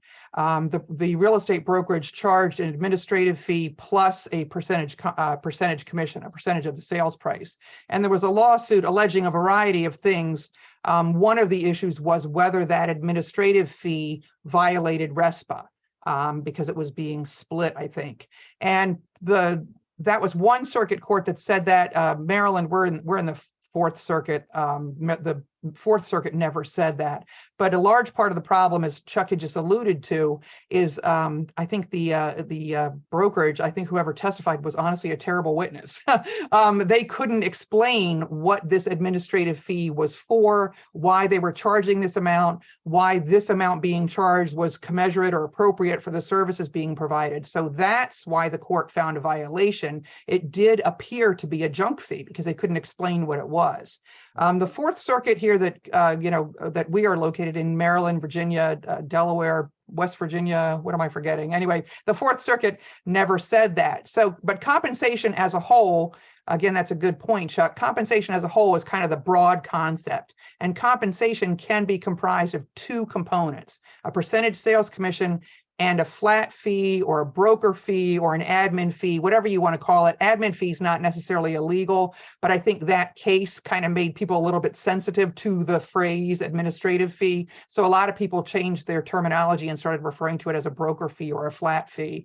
But they're not illegal per se, but if you're charging it, you should be able, again, to explain to your client why they're being charged this and what it's for, what services you're providing for this fee, just as compensation in general, just what we talked about. This is what I'm going to do, and this is how much you're agreeing to pay me for it. So that's consistent with that. You should be able to explain your compensation. This is a percentage of the sales price. This is a flat fee, and here's what it is. This is what my company's going to do for that amount. And again, that has to be in writing in your buyer agency agreement. An admin fee, if you charge it on the listing side as well, obviously that fee has to be set forth in the listing agreement. That's Maryland law. Remember, financial obligations of the parties have to be reduced to writing, and the Real Estate Commission has disciplined people who charge an admin fee and did not have it in their agency agreement, the buyer side or the listing side. So here's the main thing, though. This is where I'm the buyer, I'm agreeing, I'm going to pay you, my agent, the broker technically, I'm going to pay this compensation on this transaction, right? Yeah, there's still some confusion in the chat, or it's percent of sale price, flat fee, or a combination of the two. Yes. Not either or, it's either one and or the other. Because there's just a little confusion in the Q&A about that. So I hope that answers the question. It's percent of sale price, flat fee, or a combination of the two. Right, right. And again, here, where am I now? I moved my cursor. Right here, yeah, you could put a percentage. You could put X percentage of the sales price. You could put a flat dollar amount. You could put X percentage of the sales price plus a broker fee in the amount of dollar amount. Whatever your company policy is, whatever your policy is what should be placed in there. It doesn't, I'm sorry if that was confusing. It can be just a percentage of the sales price. It can be just a dollar amount. It can be a percentage of the sales price plus an admin fee. So it can be a combination. Sorry if that wasn't clear. No, that's okay. And then Jamie wants to know, this is the exact question. I don't charge buyers anything, and I rely just on what's being offered in the MLS, how do I complete the paragraph? Let's go down to the next paragraph, right? Right. All right. Oops, sorry. The next paragraph this is the one that maybe people's eyes will glaze over, but this is the tedious but important one, though. necessary. Tedious but necessary. Let's read this. Right, Fee paid by seller, right? Broker is authorized to receive compensation from the listing broker / seller, right? So this is, again, the buyer is signing this, authorizing the buyer's agent / broker to receive compensation from the listing side, right? Compensation may be offered from the listing broker to the broker, to buyer's broker, through the multiple list service or from seller as negotiated by broker and seller for real property which is not listed with another broker. The amount of compensation received by broker from a listing broker or from a seller shall be credited against the compensation agreed upon in paragraph 8A, right? So whatever number you put up above, whatever percentage you put up above, that's the amount, the total amount you're supposed to receive. If you receive anything from Bright MLS or from the seller, that's going to reduce the amount that your buyer owes you. That's what this is saying, right? The next sentence here makes that a little more clear even. Buyer shall be obligated to pay any difference between the amount owed and the amount paid by the listing broker or seller, right? The percentage I put up above is X. The percentage offered on Bright MLS is X minus some number. This obligates the buyer to pay the difference between what is offered and what they've agreed to pay, right? In the event the amount of compensation offered by the listing broker or seller is greater than that specified above, buyer authorizes broker to receive such compensation and to retain any such additional compensation without proration or rebate to buyer. Again, we could debate that. The statewide forums committee could talk about it, but that is what the existing document says, right? The amount of any such payment made by listing broker or seller shall be with the seller and buyer's prior knowledge and consent and shall in no way affect the obligation of the broker to act on behalf of the buyer in the transaction. So this is really the key paragraph for all of our agents to explain how compensation works, right? You agreed in this paragraph, this is how much I'm going to earn. I need to earn this much on this transaction. And this is how this might play out, assuming it's listed on MLS, assuming compensation is offered. I'm going to get a part of that from the MLS, from what's offered on the MLS. If there's any difference, any deficiency, then buyer, I'm going to look to you for that amount. I'll give you guys one example. This is something, again, that someone mentioned on the legal hotline. I know most brokers don't do that. Honestly, most brokers don't want to be known as someone who goes after their buyer for a little bit of money, or if it's a small amount between the two, they're not going to go after their buyer. But I did have one caller on the legal hotline I spoke with. She represented a lot of investors, right? They purchased homes in Baltimore City that needed a lot of work, some row houses that need, extensive rehabbing. And basically the sales price was going to be low, to be honest, right? So a percentage of a low price equals a low amount, right? So she said that she would explain to her investor clients using this paragraph, I need to make this amount of dollars, this much on this transaction. The offer of compensation on the MLS is going to be a percentage of a low sales price. That's probably not going to cover the amount I need to earn. So I would look to you for the difference between what is offered and this amount that we just put in the previous paragraph, what I need to earn. And she said she would explain that to her investor clients, and they were like, oh, of course, I understand, you deserve to be paid, and they were fine with it. And that would be shown on the settlement statement. The compensation, part of it was coming from the MLS, the additional amount was coming from the investor buyer, and they were okay with that. So that's how this works. So every buyer's agent should be able to explain this paragraph clearly to their client. Again, you as managers and brokers work with your agents. If they are not comfortable explaining that, they need to get comfortable explaining it. And again, but here we are, a nice private conversation we're having here. I know that some people will say, you don't. Here, I'll put 0 here. You don't have to pay me. I'm just going to get what's offered on the MLS. Or some people will put in per MLS. And I think this was alluded to in one of the questions. MLS will just jump into their rules too. What MLS allows, you do have to put an offer of compensation right on your listing. The offer must be a positive value, right?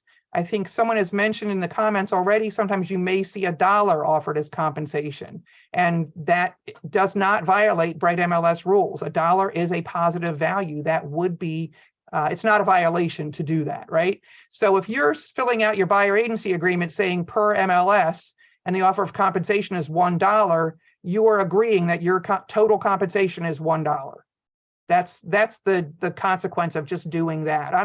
You might want to work for $1 on a transaction, you may not. I'm just explaining if you put per MLS, that's what essentially what you may be agreeing to if that's the compensation that's offered. So that's really why we're just I'm not telling you what to charge, what not to charge. I'm just encouraging you to think about what you're saying here, right? This is what your buyer is agreeing to pay you. And that should be a number, and you should be comfortable explaining to your buyer what the number is. That's what the payment is. The next paragraph is how you're paid, the method for getting paid, right? All right, so let's just go through this Bright On MLS. that, actually, we have a question on the, on 8, go back one.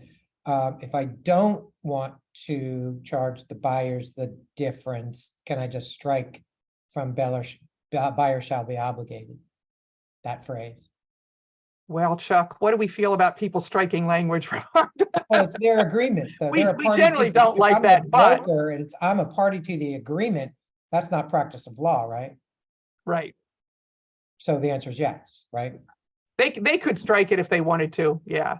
And And again, the question, may I strike that if I'm not intending to get the difference from the buyer, can I just strike that? And it's because it's my agreement as the well, remember, it's the broker's agreement, really. So obviously, broker may, yes. check with your broker Your first. right? agent, so Jamie, if you as the broker, if I don't know if you're the broker or not, but an agent may not, because this is a contract between the broker and the consumer, in this case, the buyer. And so the broker or the buyer may amend their agreement, but a salesperson representing or affiliated with that broker, that would be the unauthorized practice of law.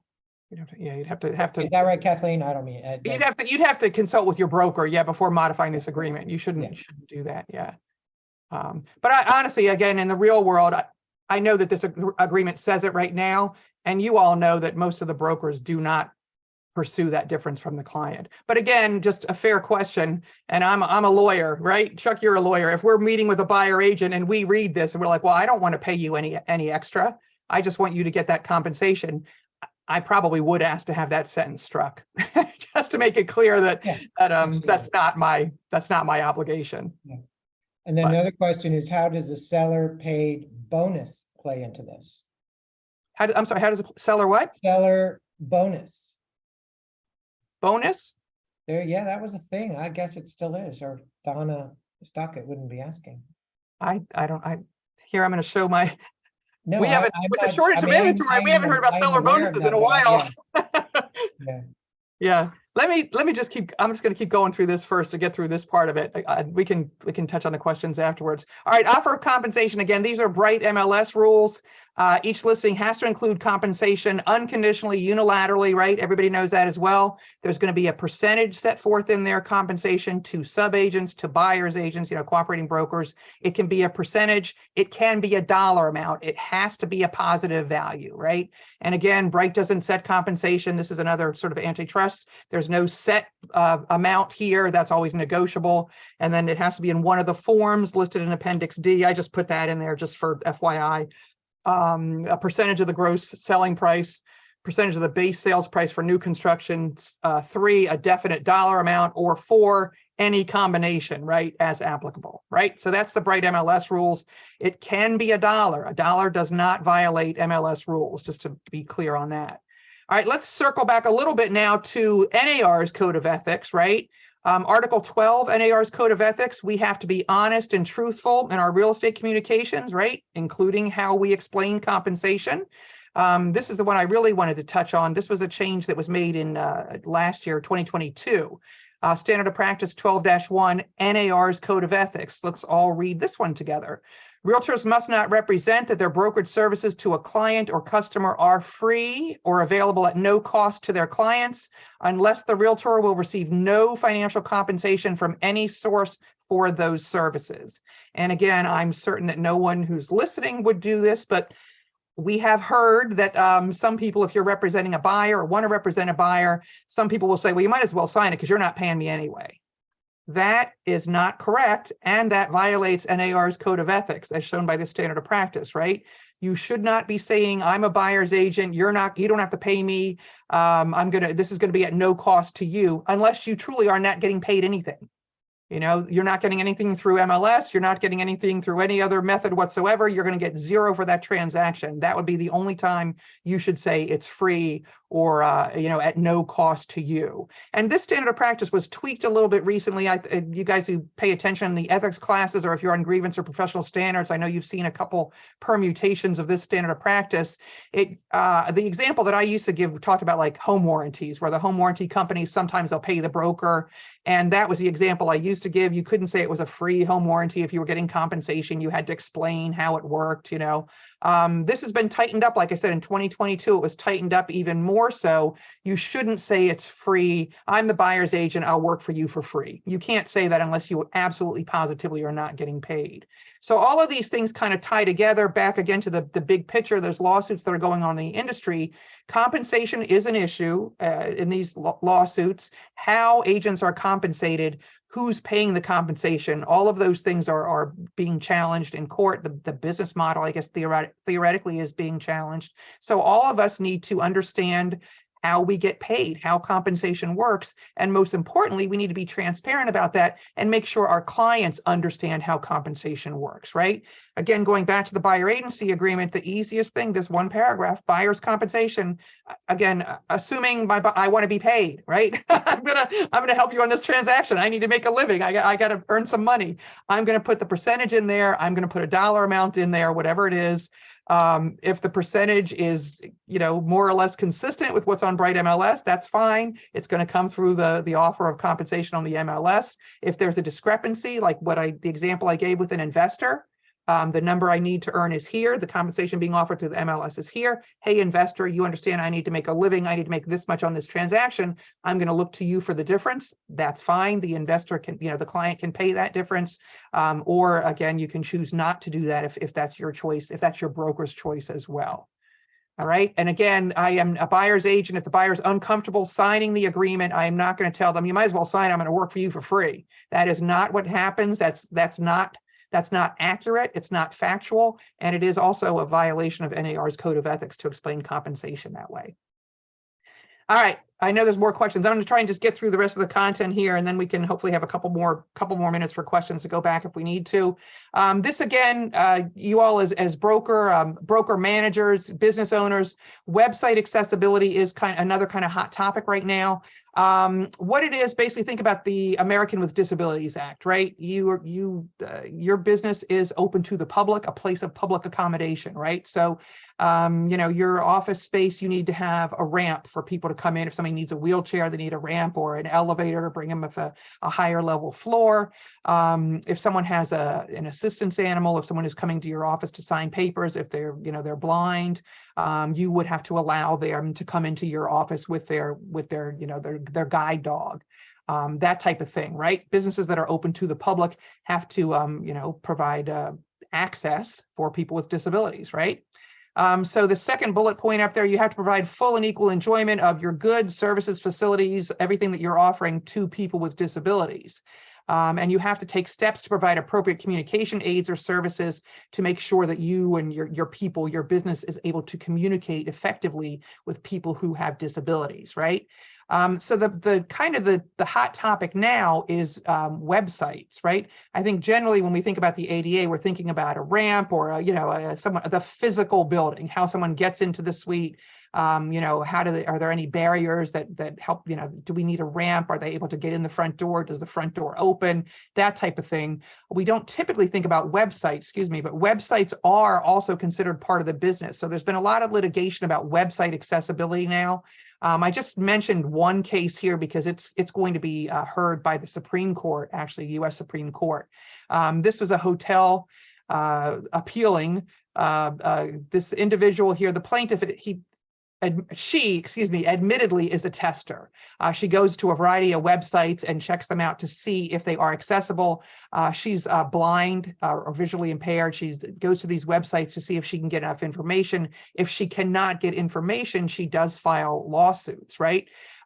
So the allegation in this case was that the website did not contain enough information about its accommodations for people with disabilities. She therefore was injured by lack of information. So lack of information is, on some of these cases, is actionable. If you have a disability and the website does not allow you to access the information, that could be a violation of the American with Disabilities Act. So it's been dismissed and reversed, and now it's going back up to the Supreme Court. I put this in here. This person, this plaintiff, she has filed a variety of lawsuits. This is from the First Circuit. There was also one in the Fourth Circuit involving a hotel in Baltimore, one of the hotels down at the Inner Harbor.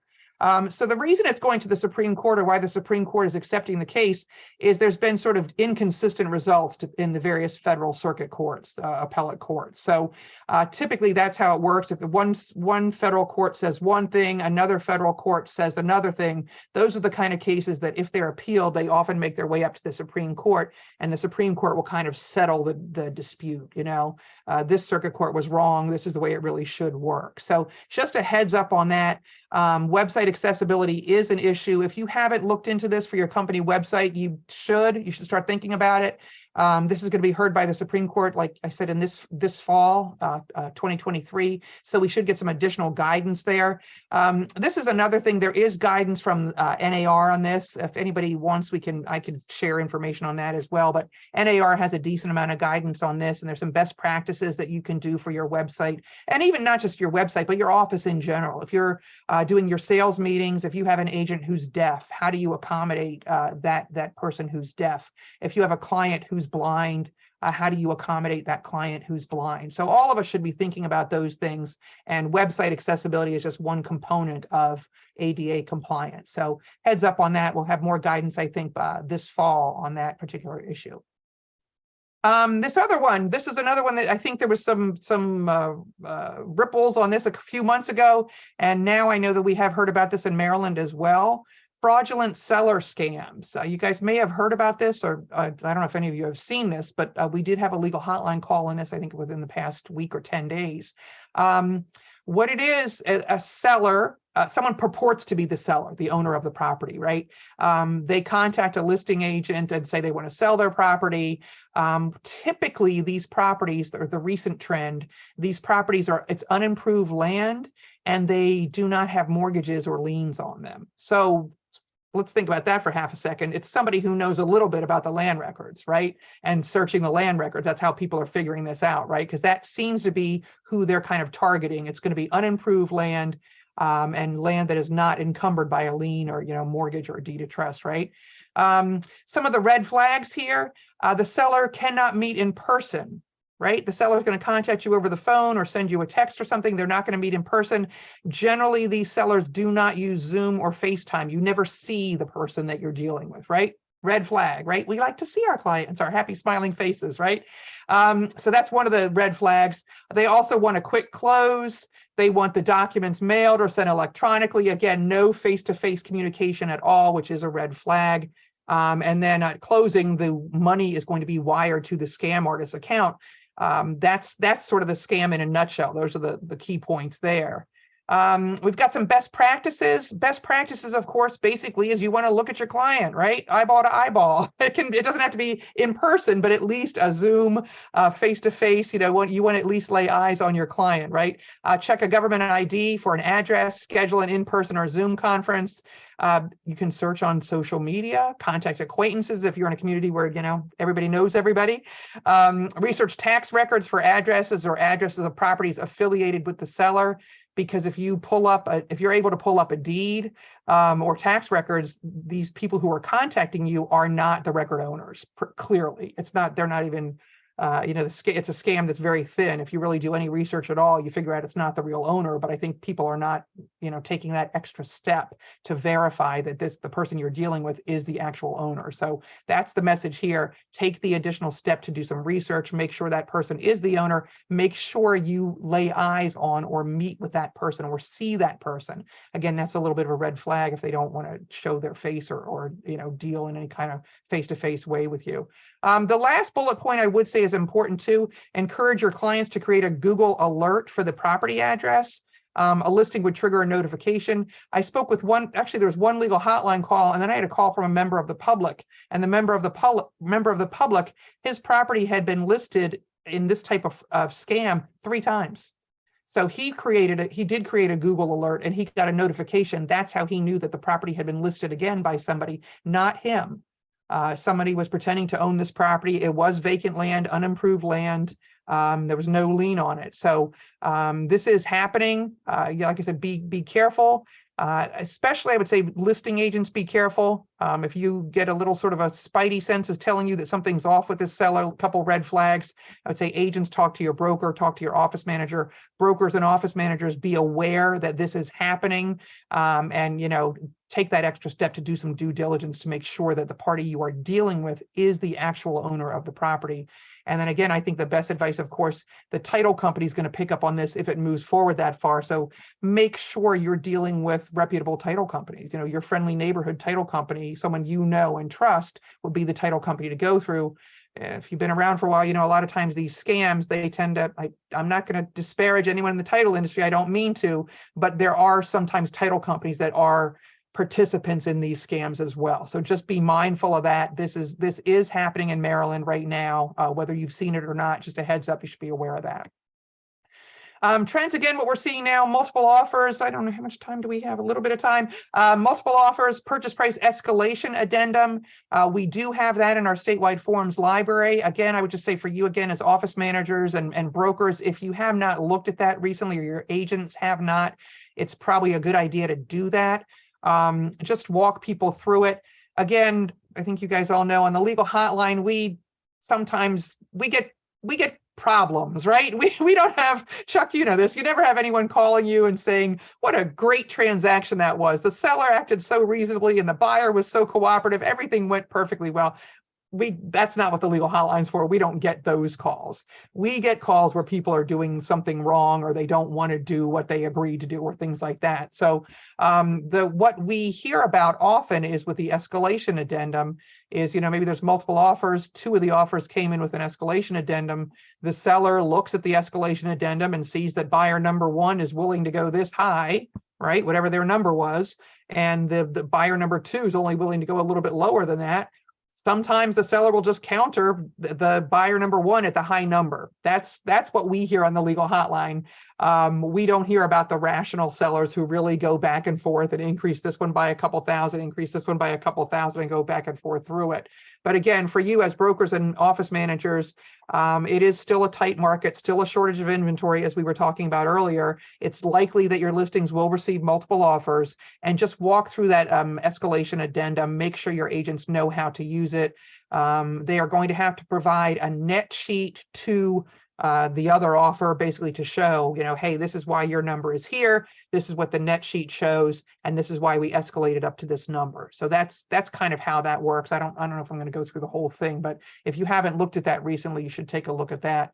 The only other things I really wanted to touch on, advertising. Again, this is a Maryland issue. Social media advertising and broker supervision ties into that. The Real Estate Commission, I think maybe for a long time, the Real Estate Commission didn't seem to take any action on advertising violations. And recently that has changed. Whether that's good, bad, that's a topic for another day. But the reality is that has changed. The Real Estate Commission is disciplining people and pursuing complaints where, it's alleged that someone violated the advertising requirements, right? So be mindful of that. And what's happening in these situations, if there is a violation, the agents, the ones that I've seen on the Real Estate Commission's website, the agents have basically agreed that they are in violation, and it's a consent order where the agent is agreeing to pay a fine. The few that I've seen, the agents agreed to pay a fine of $2,500 each.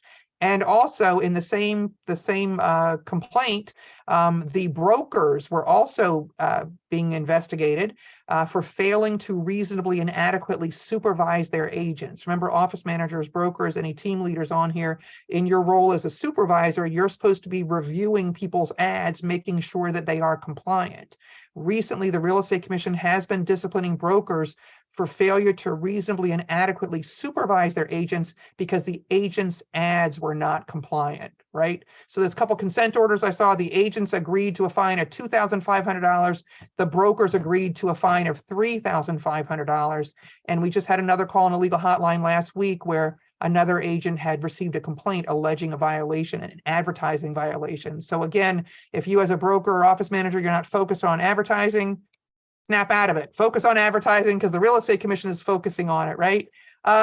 Social media, we're almost out of time.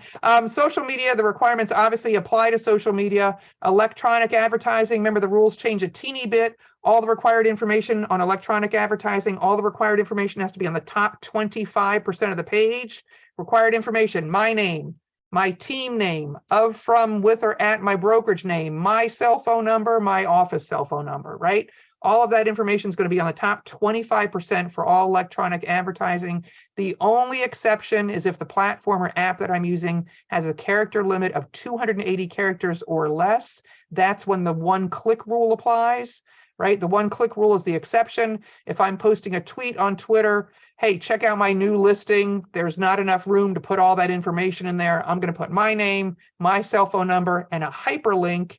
If the user can click on that hyperlink and with that one click, they end up on my business page where all of the required information is on the top 25%, then that's compliant. But that's the only exception if the platform or app has a character limit of 280 characters or less. I think the real question that comes up is some of these, the newer social media type things like TikTok or maybe Instagram. If you've got a post and then you've got another thing you can do shorts or reels. You can do a LinkedIn, a Linktree page on the back. The best guidance is put the information everywhere you can, right? Have it on Instagram, have it on your bio. If you encourage your viewers to click on a link for more information and you have that Linktree page, put the information there, make it as easy for your users to see all of the required information as often as possible. Videos, again, we don't really have guidance from the Real Estate Commission yet on videos, unless maybe Lisa, you know something that I don't know, but if you're doing like a TikTok video, I believe you have the ability, you can put a link on some of those. I would say if you're able to do that, put the link and make sure that that link goes to a site that includes all the required information. I got the legal hotline phone number up here, 443-716-3502. Mondays, Wednesdays, 10 to noon, 2 to 4. Fridays, 10 to 1. I'm going to stop my share. Do we have more questions?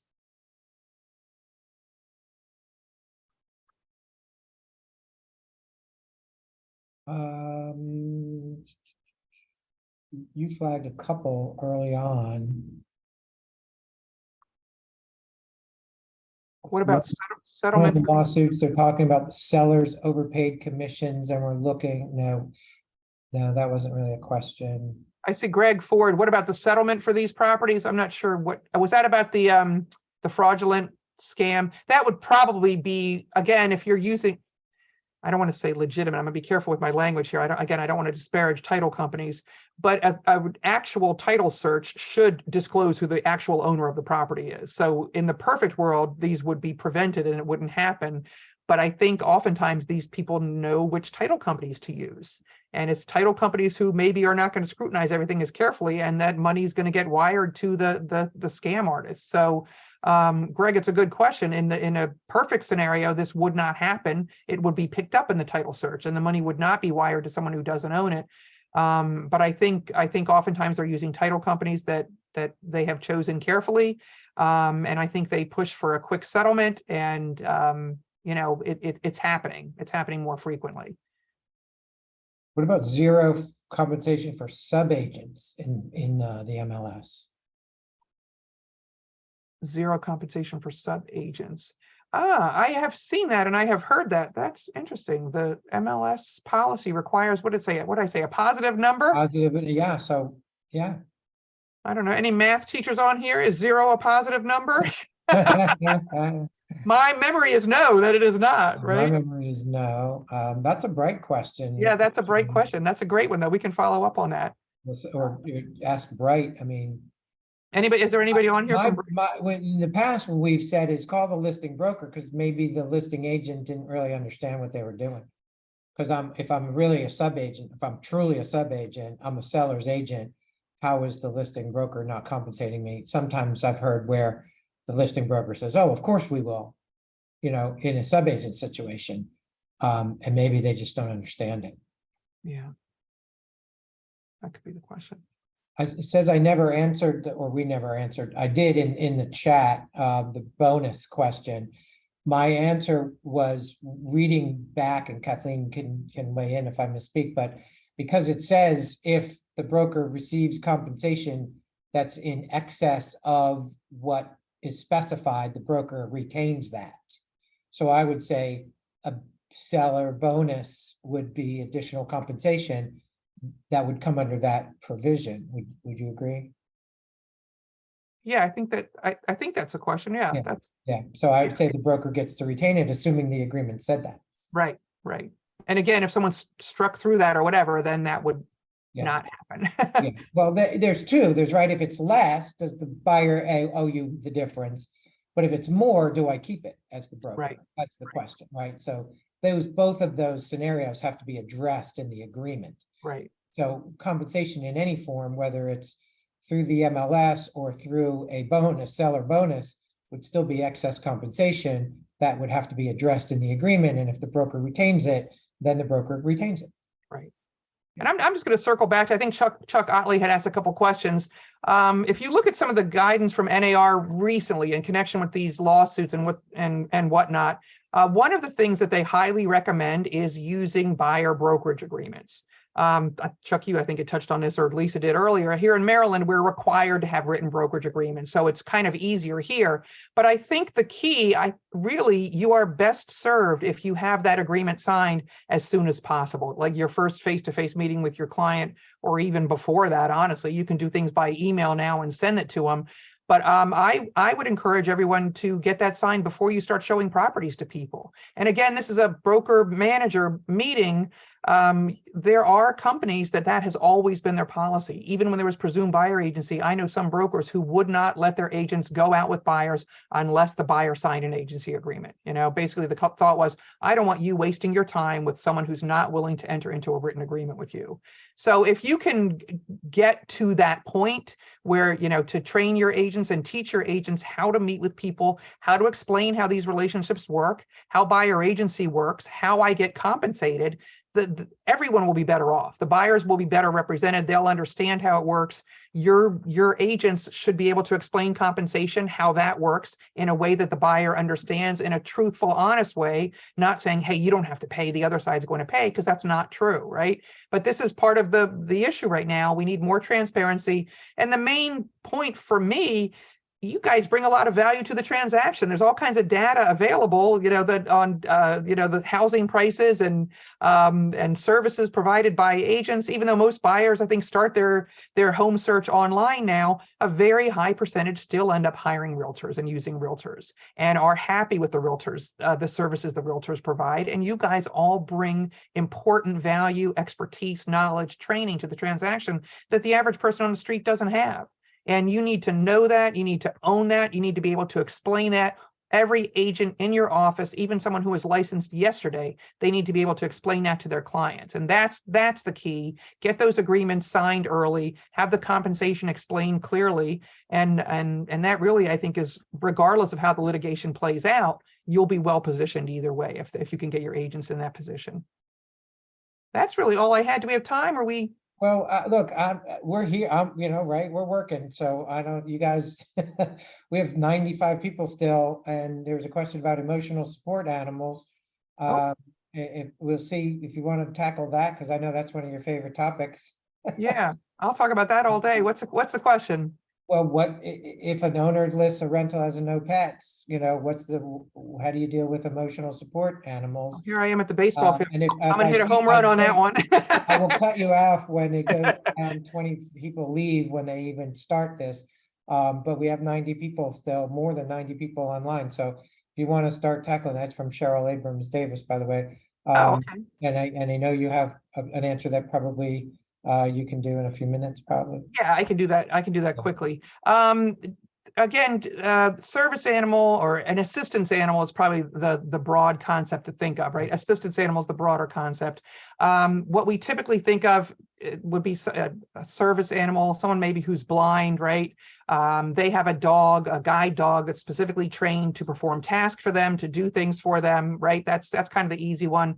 Remember, under the fair housing concept, the concept of an assistance animal is a little bit broader than that. It's not always an animal, not always a dog that's been specially trained to perform tasks. It can be any animal for a person with a disability, an animal that relieves their disability, right? They have to have a disability and a disability related need for that animal, right? That's how it works. So if I'm the landlord, I have a no pets policy, someone's applying to rent this home. If they have an assistance animal, that person or one of those occupants has a disability and a disability related need for an assistance animal, I cannot enforce my no pets policy against them. I'm getting animated here. I knocked my water over. I cannot enforce my no pets policy against them. I cannot charge a pet deposit. The basic concept in this disability arena, they're not pets, right? Period. You can't impose a weight limit. You can't say we'll accept pets up to 18 pounds. None of that applies because they are not pets. It's an accommodation for someone who has a disability. So that's the key concept. Again, the challenge, I think probably you guys might be thinking this in your head. There's sort of maybe there was a little cottage industry where people would go online, pay a couple bucks, disabilityrus.com or whatever it was, and they would get these certificates saying that they had a disability. I need to have, a therapy cat because I've got a disability. And again, you can contact the legal hotline for more specific guidance, but HUD did give updated guidance on that. Generally, those online certificates alone are not sufficient to establish that someone has a disability and a disability related need for the animal. Whoever is signing those certificates at the 1-800.pet or whatever it is, they don't have a therapeutic relationship with the person.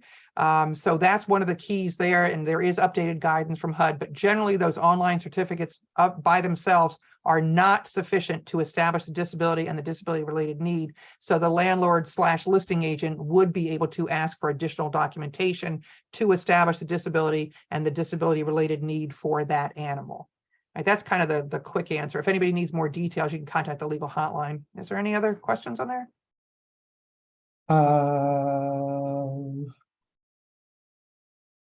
If you show property without a written buyer agency agreement, you must represent the seller, correct? If you show property without a written buyer agency agreement, yeah, because to represent the buyer, you must have a written buyer agency agreement. If you don't represent the buyer, who do you represent?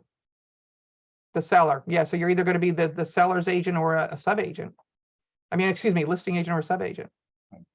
Yeah. So again, that's another reason, try and get those buyer agency agreements signed up front. It just makes everything smoother and cleaner and what your relationship is and transparency. With the CE requirements, we don't have them on our website yet. The commission doesn't either, but they will. And we will make that very, very clear to people. Remember, it takes effect October 1st for licensees who become licensed on or after October 1st. And so they will have 2 years in which to complete those new requirements. And we'll make absolutely sure that everybody's getting that information. And so will the commission, I'm confident. So I think their IT team is working on it already, so they'll be ready to go by October 1st. Okay. Well, thanks, everybody. A lot of people still hung in there, so we really do appreciate your time. We hope you find this valuable. We look forward to it every year. We're going to continue to do this. It's one of our most popular webinars, and we do appreciate the back and forth and the opportunity to provide you with hopefully what you think are good takeaways and good information.